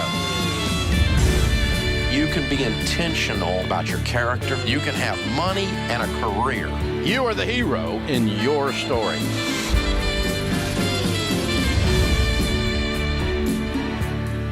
From Ramsey Network, this is The Ramsey Show, where we help you get control of your money, get ahead in your career, and get on the path to living well.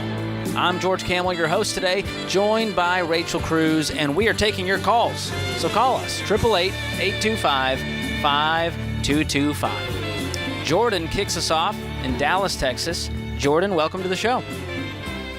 Well, thank you so much for taking my call. Happy to take it. What's going on with you? Well, I'm a builder, and I've got a subdivision that I'm doing, and I've got a couple of lots, one that I'm going to build the dream house on, but I also have the lot beside it that I'm thinking about putting a spec house on, something I can pay cash for. I guess my question is, should I pay cash for the spec house, which is anywhere from $250 to $300, or should I go ahead and build the dream house for the wife and kiddos and myself and pay the $250 or $300 down and get a note on the other half of it? So what is the dream house going to cost? $550, $600? $650, somewhere in there. Yes, okay. Sir. And how much cash do you have on hand? Well, I've got about $800 right now, but I've got to keep putting it back into the business. I built all these homes with cash, so I don't want to I don't want to, have all my money out. So you have no debt, and you've got a fully funded emergency fund outside of that 800? Yes, sir. Yeah, I've got about $35,000 in savings. Good for you, man. You're crushing Jordan. it. How old are you? I just turned 29 in January. That's amazing. Fantastic. How much do you make a year, Jordan? Well, the past few years, probably a little bit more. Well, it's been pretty crazy lately, but last year I made a little over 400. Whoa. Nice. That's incredible. Great job, Jordan. Yes, sir. Well, how much do you need for the business? Are you saying you need the 800 because that's basically fueling the next house and the next house? Well, I try to build them 4 at a time, and so I've got a couple more that are going to sell here pretty quick, and so that'll get me ready for either the 250 to 300 on the spec house, and then I'll be able to build the other 4 as well, or, like do you own a house right now? I'll have enough money to do the next 4 and the spec house, if that's what you're asking. Okay. So are you living in a house right now? Well, yes, sir. Yeah, well, I bought my wife and I, we got 4 kids, and we rented for a while, and then I bought a mobile home that I fixed up, and I was a flipper before a builder, and so paid cash for it, and it's about tripled in price. So I'm going to have another probably 250, 270 whenever we sell that, but I don't know if I'm going to sell it outright or owner finance it. I've got a couple owner finances now too. So, well, my thing is, I would just sell it, take the 270 plus the money you have, and pay cash for that dream house. Yeah, that's true. And I don't think it's worth hassling with the owner financing. I mean, this is going to put you in. Well, I don't like rentals, but I like the owner finances, so I can, have the money coming in monthly. But you got money coming in monthly. You got 400. Bad, but you got 400 with not a payment in the world. There's your cash flow. Yes, sir. So that's the way I see it. I like this plan a whole lot of just selling your current home and plus the cash you have on hand, and whatever it takes, you pay cash for it. And with your income and the way the housing market's going, you'll have a nice stack of cash still left over. Yes, sir. To complete your next project. So that's my opinion. Rachel, I mean, you can go another way with this. No, I mean, that's what I would do, Jordan. I mean, you guys, I was going to even say, if I didn't even think about your current place, but I was even going to be okay for you taking out a small Yeah, if you end up mortgage. taking out a small mortgage, you're going to knock that thing out so fast with your income. Right. So there's nothing wrong financially where I'm going, this is a risky spot. But you don't need to now. Like, yes. I would sell, I would sell where you guys are at now, put that cash together, and man, I love this that's plan. amazing. I'm excited for you. Well, thank you. I sure appreciate it. Yeah, but either way, it sounds like I'm going with that dream house. I mean, you got 4 kids, and you guys have worked real hard. Yeah, so let's get out of that spot you're in currently and live it up, man. You've earned it. You've done this thing real intentionally with a lot of wisdom. Well, thank you. I sure appreciate it. Yeah, man. Thanks so much for the call. Aaron joins us up next in Houston, Texas. Aaron, welcome to the show. Hi. Thanks for taking my call. Absolutely. How can we help? So I recently had my car die. Its engine just completely gave out. And what kind of car is it? It's a 2012 Hyundai Sonata. Oh, okay. Yeah. So it's currently sitting at the Hyundai dealership waiting to hear if the warranty is going to pay for a new engine or not, because apparently this is a factory defect. But my husband and I are a little bit of doomsday preppers, and we're on baby step 2. So we paused paying off debt to stockpile just in case the warranty won't pay for it. So we have about $3,500 saved up right now.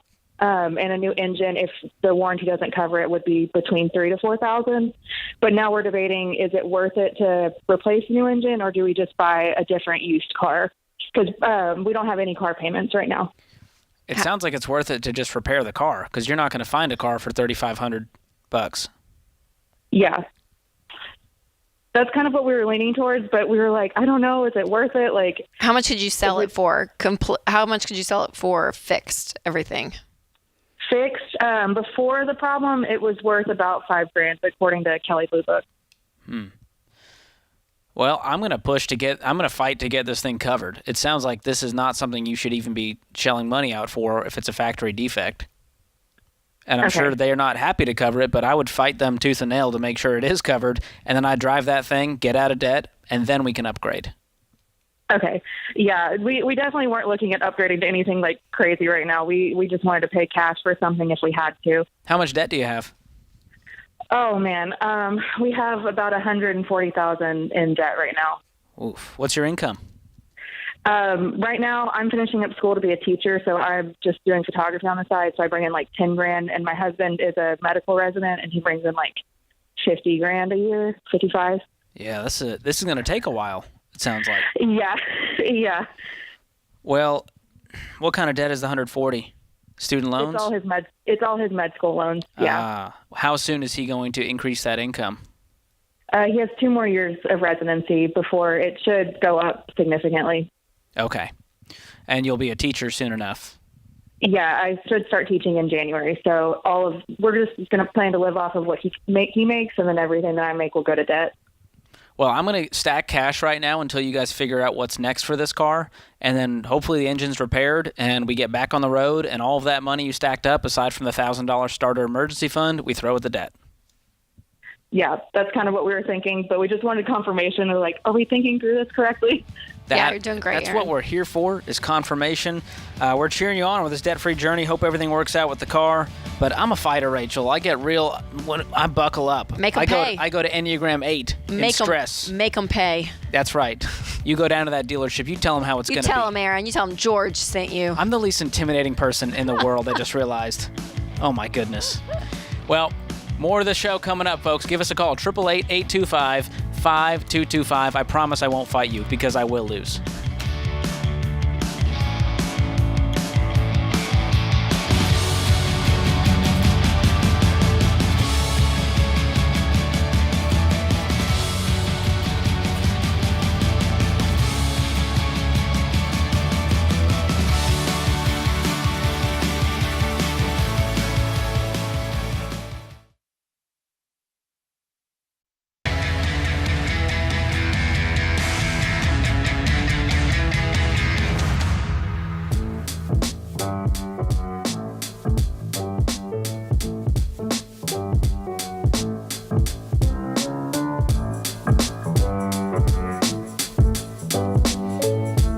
A lot of people would rather spend their weekend doing yard work than talk about insurance, except for me.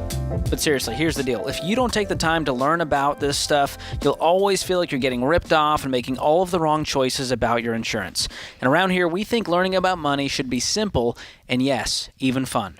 So our new free 5-day guide to insurance called Confidence in Your Coverage makes learning about insurance quick and practical, and you might even laugh out loud a time or two if I did my job right.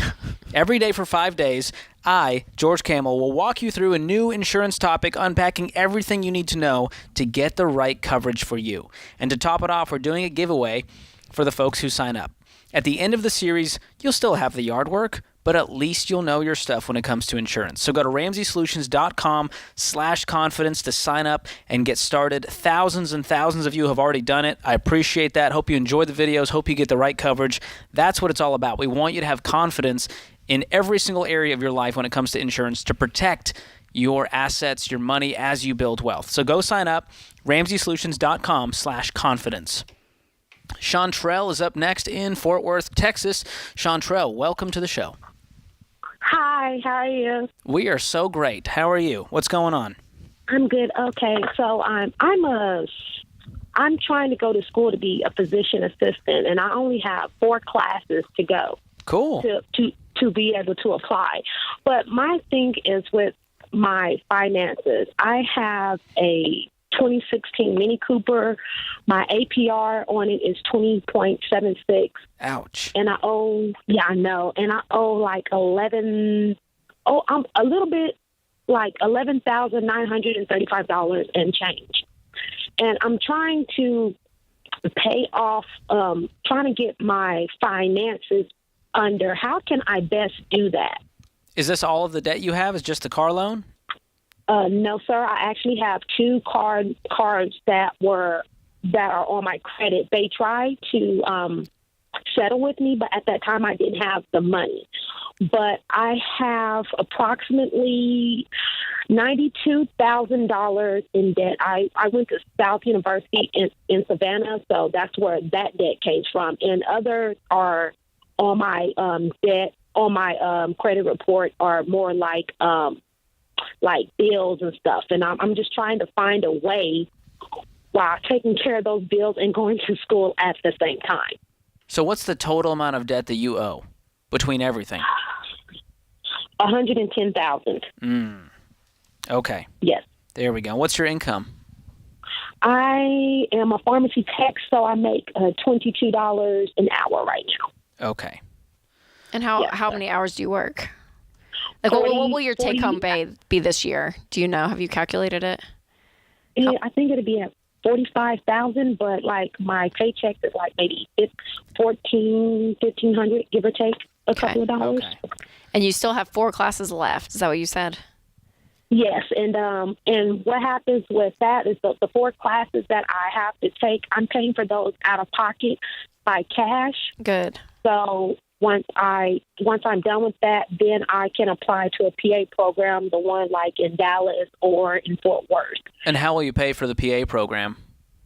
I'm thinking about getting a graduate loan. That's why I'm trying to take care of some of the stuff on my credit, because I've been going to school since I'm 24. I'm now 37, and everything I've done has been on my own dime, whether it's been by getting a loan or paying for it by cash.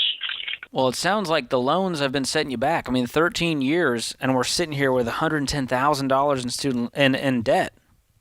Yes, for my bachelor's degree. Yes, sir. Oof. Well, I want to stop the bleeding here, so I want you to stop going into debt. And if that means we take a pause on PA school to clean this up, I'm okay with that. Because what I don't want is you leave PA school, and now you've got $250,000 in debt, and you can't breathe. Right. No, I can't. Are you able to pay all of your bills right now? That I am, yes. And you're current on all your current bills? I mean, I got my car note that's coming up. What is it? Like What's the today? car worth? The car, it's got 87,000 miles on it, so it may be maybe 12,000. Are you guessing? I'm not really even sure. Okay, yeah. In this case, I might sell this car. I mean, you got 21% interest on this thing, and if you can get out from under it, and do you have any money saved right now? Do you have any money in the bank? No, that's the thing. I don't. It's like I help my sister, and who's epileptic, and her 2 children are that have mental incapability. So I know some of my money that I give to her, has been going to my sister to help her. But that's the thing. I really want to, go to school, but at the same time, it's like my money and things just not allowing me. So yeah, totally. So Central, you have so many things going for you. Number one, you're a hard worker. Number 2, you're extremely generous, taking care of the people in your life that you love, that need that help. But what I'm fearful for you is that you're continuing to do the same things over and over again, right? And it's getting you in this hole where you're like, oh, I can't get out and I don't know what to do, which means we're going to have to stop doing things that you were doing in order to get a solid financial foundation under you to give you some breathing room and some peace so that the things that you want to do, like helping people and go to school and advance your career, all of that, so that can be done in a way that's going to bless you and bless people versus continuing to harm you and digging you deeper in this financial hole. And so there's kind of that mental shift that you have to make for yourself to say, okay, what can I do now? So I'm with George. There's, I would love for you to get rid of this car ASAP. So really my first goal, you have the money, you said, to get through school. And that's not money saved. Is that like working as you go kind of thing? Yes, ma'am, because the school I go to, I pay it on payment plans. And so, like, matter of fact, I work as a medical scribe at a local hospital down here. So, good. Okay. And when will you be done with school? If I can really push it, I can be done, because the classes are very hard to get into. I could be done by the end of this year. Okay, so by December you would be done. Okay. So if I were you, between now and December, my goal is to get out of school debt-free, cash flow like your plan was. My goal is to take on an extra job. where I can to get that income up, to be able to save up some cash, get rid of this car, sell the car, get a car that's, $4,000. We were just talking to another caller about this in the last segment. And to be able to replace, to be able to have a vehicle, get rid of the car, and then start looking at paying off these student loans. And you're going to hate this advice, but I would work to be debt free and pay off this 92. And then with that same work ethic, with that same intensity, continuing to work those hours, have a lot of cash flow coming in, and work your way through the school you want to go to next. So again, my hope, what I want for you is to be able to say, okay, I obviously have, my hope would obviously be no debt, and you have that foundation under you that is steady, because it feels a little shaky right now. But it's going to take some time, and it's going to take a lot of hard work. And how much money is going to your sister? In the past year, I can say between you guys between 500 to 2,000 plus. Cash. Okay, over the year. Yeah. Okay, that's good. I mean, again, that's a value decision for you to make. It's not a huge chunk of this, so if that's something that you want to continue to do, that's an option. Or if you want to pause everything for a little bit and get yourself in a position where you're going to be able to be even more generous when you get out of debt. Yeah. That's an option. I know it's hard to hear, Chantrell, because it sounds like we're telling you to go backwards, but really we're saying slow down so that you can speed up later. So you're not looking at the same spot you're in 13 more years from now. We don't want that for you. Hey, hold on the line. Austin's going to pick up. We're going to give you a free membership of Financial Peace University for a year, and comes with every $1 plus a budgeting app once you get yourself on a budget as well. But go through that class on us. This is The Ramsey Show.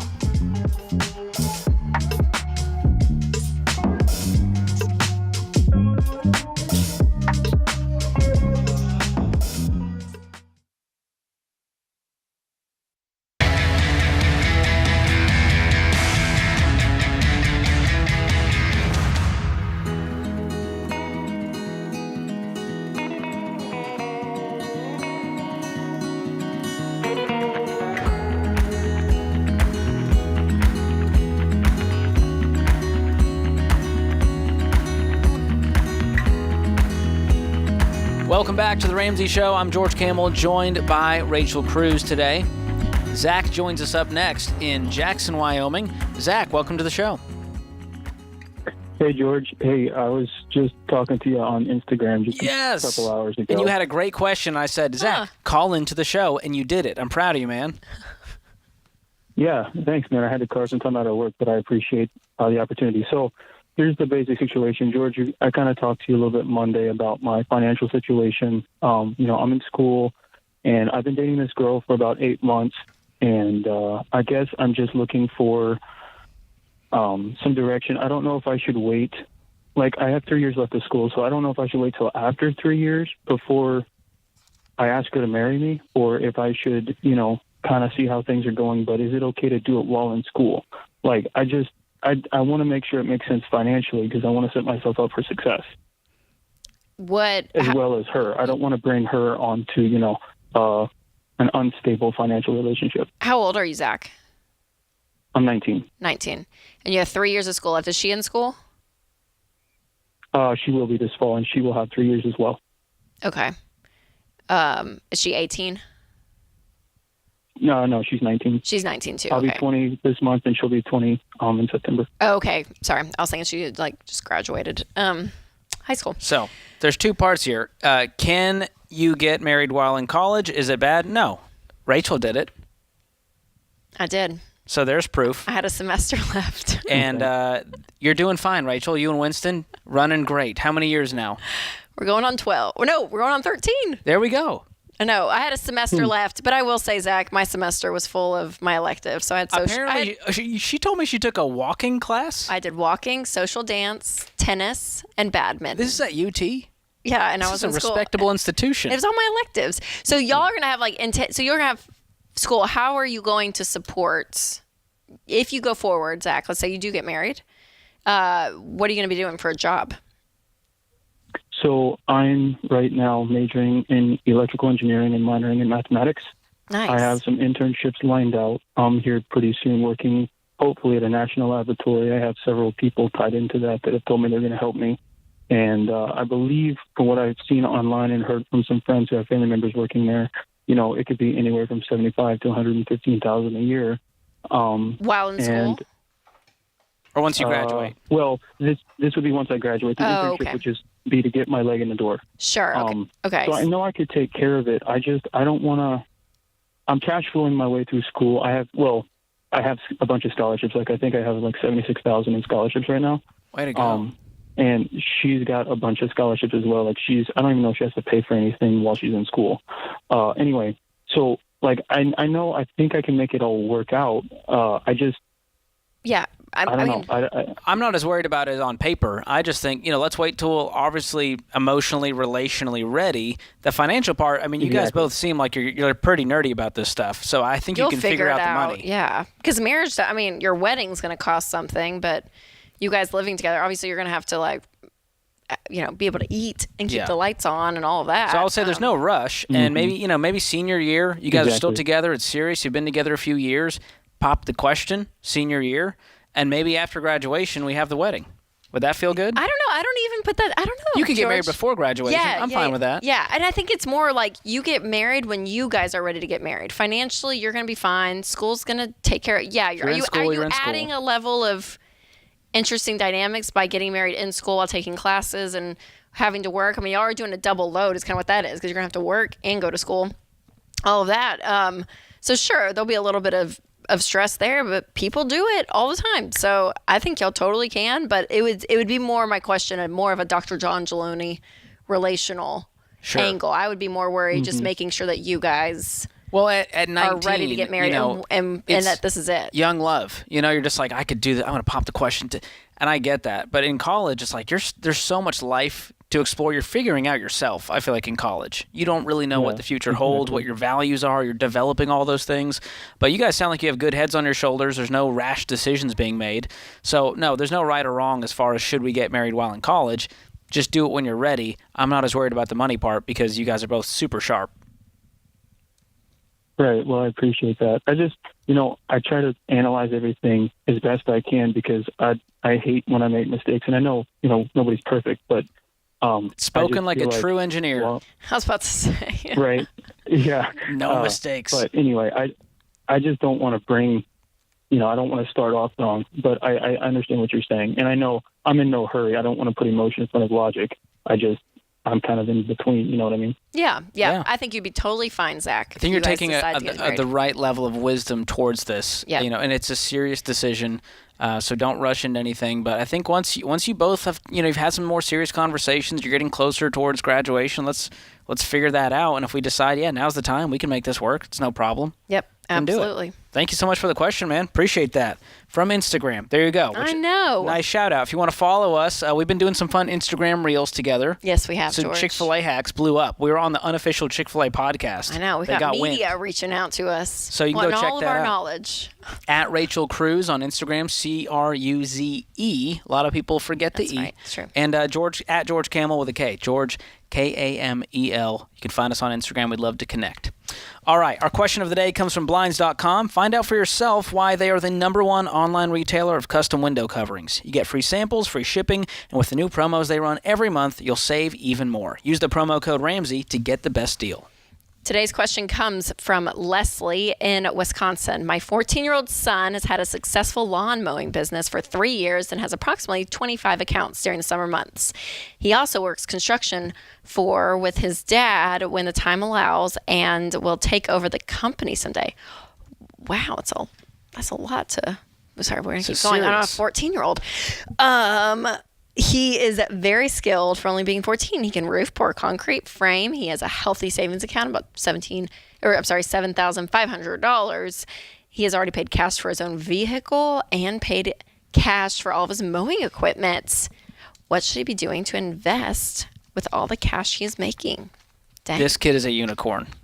At 14 years old. That's a proud mom question. Did you hear all that? That is, yeah, there's a flex That's and a his brag, resume. but it's That is a well deserved, proud- Leslie. You raised a great kid. So Leslie, honestly, at this point, I would have him keep saving. So, when you're 14, college is going to be here in 4 years if he decides to do Sounds college. like he's going to skip that. Yeah, he's already crushing it. He might skip it. But there's no rush to invest. And yes, we all know compound interest. We know the earlier you start, the better off you're going to be. We know all of that. But also when you're 14, that world between 14 and 21, whether it's college or not, there could be, who knows? And I wouldn't even put, this is not even what Leslie asked. I don't even know if she's listening. But I also want to make sure that he was not being pinned into this he's 14 position Let him take be a over kid. his company at 14. I'm like, oh gosh. And how is he said he paid cash for a vehicle. How is he driving at 14? Is it just sitting in the garage until he's ready? That's the Midwest for you. If you were raised in the country, George, I'm a city slicker from Boston. No, those kids, they drive around 16 and a half to get our permit, Rachel. No. Yes. No. That's really? the America I lived in. Stop it. 100%. Maybe it was 15 and a half. Maybe 16 and a half was license. But at a half? I've never even heard of Who that. Who knows where the half comes from? I don't know. That might have been a Camel family rule. Okay. Let's not throw May and Max under the bus here. I'm not throwing your parents. But so as far as investing goes, if you wanted to split some things and go, all right, we're going to take some of this income, we're going to give some, save some, spend some. If you want to invest, you could open a custodial Roth IRA because he can only open one on his own when he's 18. So you guys would have control, but he could be investing right now. But I would not be shoveling all of his money into investments. Let him be a kid. And it's $7,500, which is amazing, but we're not talking about $500,000 sitting, right? Do you know what I mean? So he's 14, so he needs to pump the brakes a little bit. I think let him enjoy some of that money, give some of it, like you said, save some of it if he does want to invest. Yeah. There's options, but it's not. If you want to put a few $100 in the Roth IRA every month, he'll be a millionaire regardless. I think he's going to be just fine. He's going to do great. Great job, Leslie. Wow. The ante's up, Rachel. What are your kids doing? Are they driving yet? We'll get there. This is The Ramsey Show.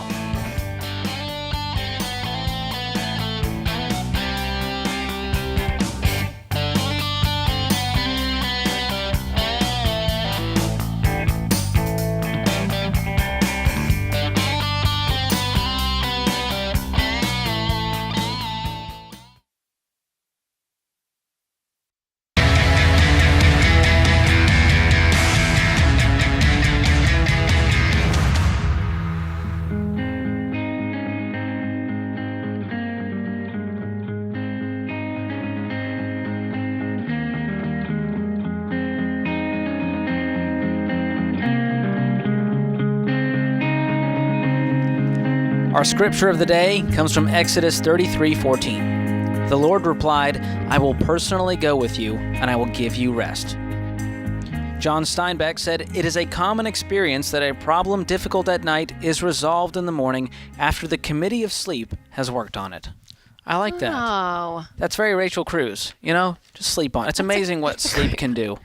It is amazing. Especially when James, our producer, is in a crabby mood. I just say, James, go take a nap. Go nap, James. He always feels better when he wakes up.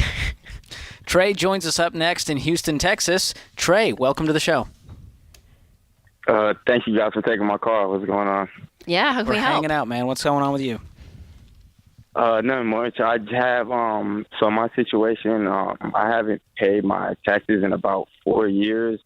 When I was, I think I was about 23, I started this job at a warehouse, and we get paid without the taxes being taken out, so we get a 1099 form at the end of the year, and I kind of just have been putting it off, and just not worried about it. I wasn't making that much money, so I didn't think the taxes would, be that much.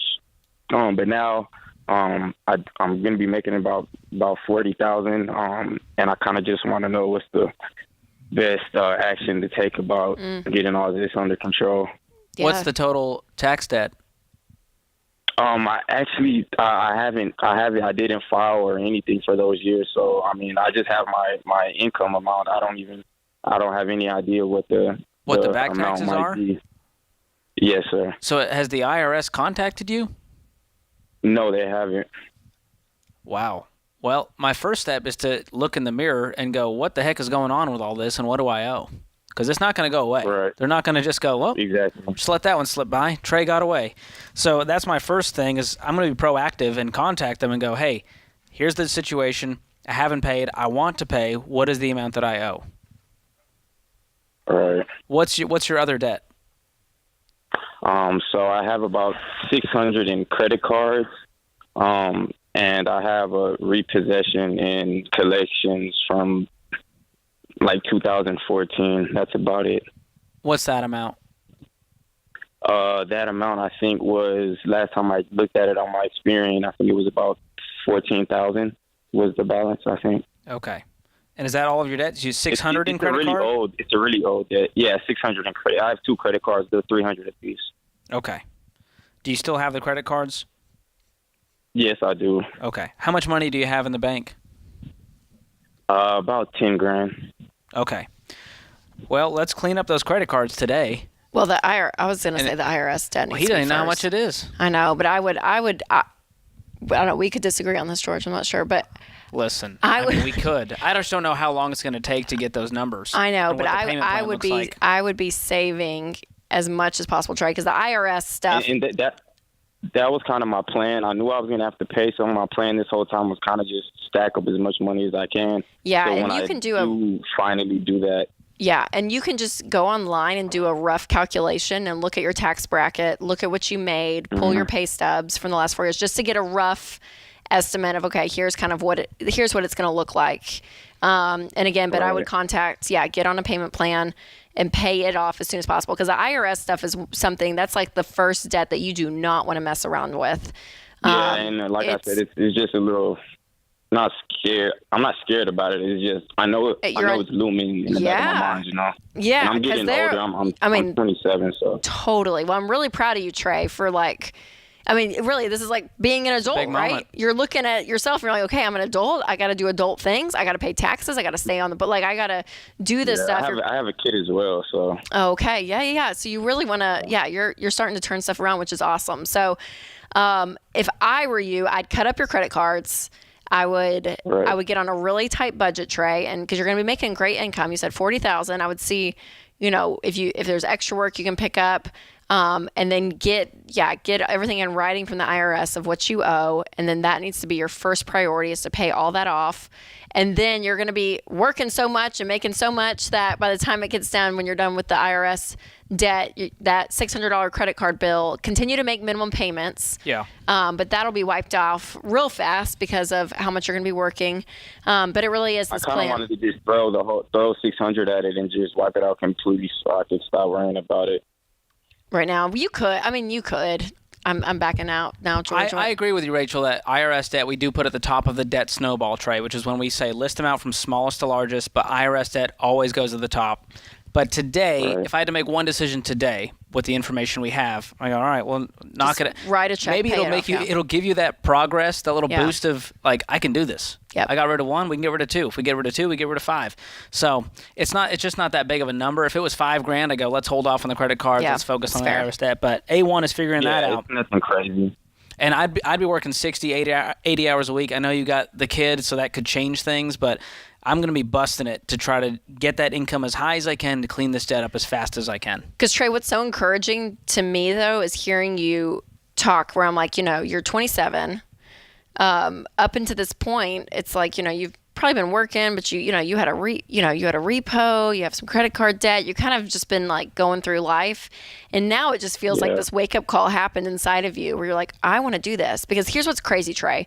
With the numbers that we're running, once you are out of debt, you clean up the repossession, clean up the IRS debt, right? Which is going to take a little bit. This is not going to happen overnight. This may take 2-3 years. But at your age, say you just started at 30 years old, what your life could look like from that point forward financially. You could literally retire a millionaire because you have so much time on your side and you're able to start investing. You're going to have cash in the bank for an emergency fund. You're going to be saving for your kids' college. Like there's things that, in your mind. I have a Roth IRA too. Oh, that's awesome. That's awesome. Are you putting money into it right now? Just $60 a week. Okay, let's cut that out because right now we're going to be focused on this debt. We're going to get back to investing. Yeah, pause it for now. And is there any other source of income you could get right now to help clean up this debt? or are you already maxed out? I'm sure there's some things I could pick up to get some extra income in. Okay. Maybe some handy jobs. Yeah, I want you to point all of those dollars towards the debt. Obviously, we need to cover the four walls, put food on the table, cover your bills. But outside of that, it's not time to have fun. We're not eating out. We're going to get game on, getting rid of the IRS debt, cleaning this mess up, and never looking back. Right. And we're going to send you Financial Peace University. That's 9 video lessons that it's going to encourage you. It's going to give you a lot of education and give you that direct plan of what you need to do. And it will also give you Every Dollar Premium, our budgeting tool, so that you can make a plan for all of this money. It's all included at Ramsey Plus. So hang on the line. Austin's going to pick up, and we'll make sure you get that. Doing great, Trey. Whew. It's a lot, Rachel. People are going through some things. Oh, absolutely. I mean, it's tough. It really is. But, we hear it every show when we have debt-free screams, which we've had 2 this show, and, sometimes every hour on the show. And there's this consistency of people that when they decide to change their life, they're the secret sauce, is what we say around here. Yeah. Like when they decide, I can do this. No one else is going to come help and fix my life. No one's going to come rescue me. I have to get up and decide what decisions am I going to make day in and day out that is going to change the way I handle my money and the progress that I'm going to make. It's up to me. It's up to me. And that's that factor. That's a hard decision. And that's but where I it's feel like freeing. I heard Trey say, like, that's what I was He hearing was in the call, is I just heard him, I don't know what it was. This may not even be his story, but it's like the light bulb went off and he's like, I got to do this. I got to figure all this Time out. to be grown up. And it's me, right? And we're the answer. You're the answer out there. And yes, inflation is terrible. We're on the brink of a recession. Like this world, it's crazy. It's Feels crazy. like the sky is falling. But it's amazing though when you don't have debt and you pay it off. You don't have a car loan. Your credit card bills aren't coming in every month. You have no debt. You have money in the bank saved. It's a different position. And that is what we talk about on the show all the time. But it is. It's the truth that it's the money principles that work in good times and in bad times. Yes. And even people who think we're crazy are now going, maybe that advice isn't so crazy. Maybe we should get out of debt and have some money in the bank. Yeah. That could help. So you can do this stuff, America. You just got to decide, make a decision, look in the mirror and go, that guy in the mirror, that woman in the mirror, they're the problem and they're the solution. And that is where freedom starts. We believe in you. That puts this hour of The Ramsey Show in the books. Our thanks to Austin, Kelly, James, Ben, Andrew, Rachel, and you, America. Thanks for listening in. Until next time, spend wisely, save intentionally, and give generously.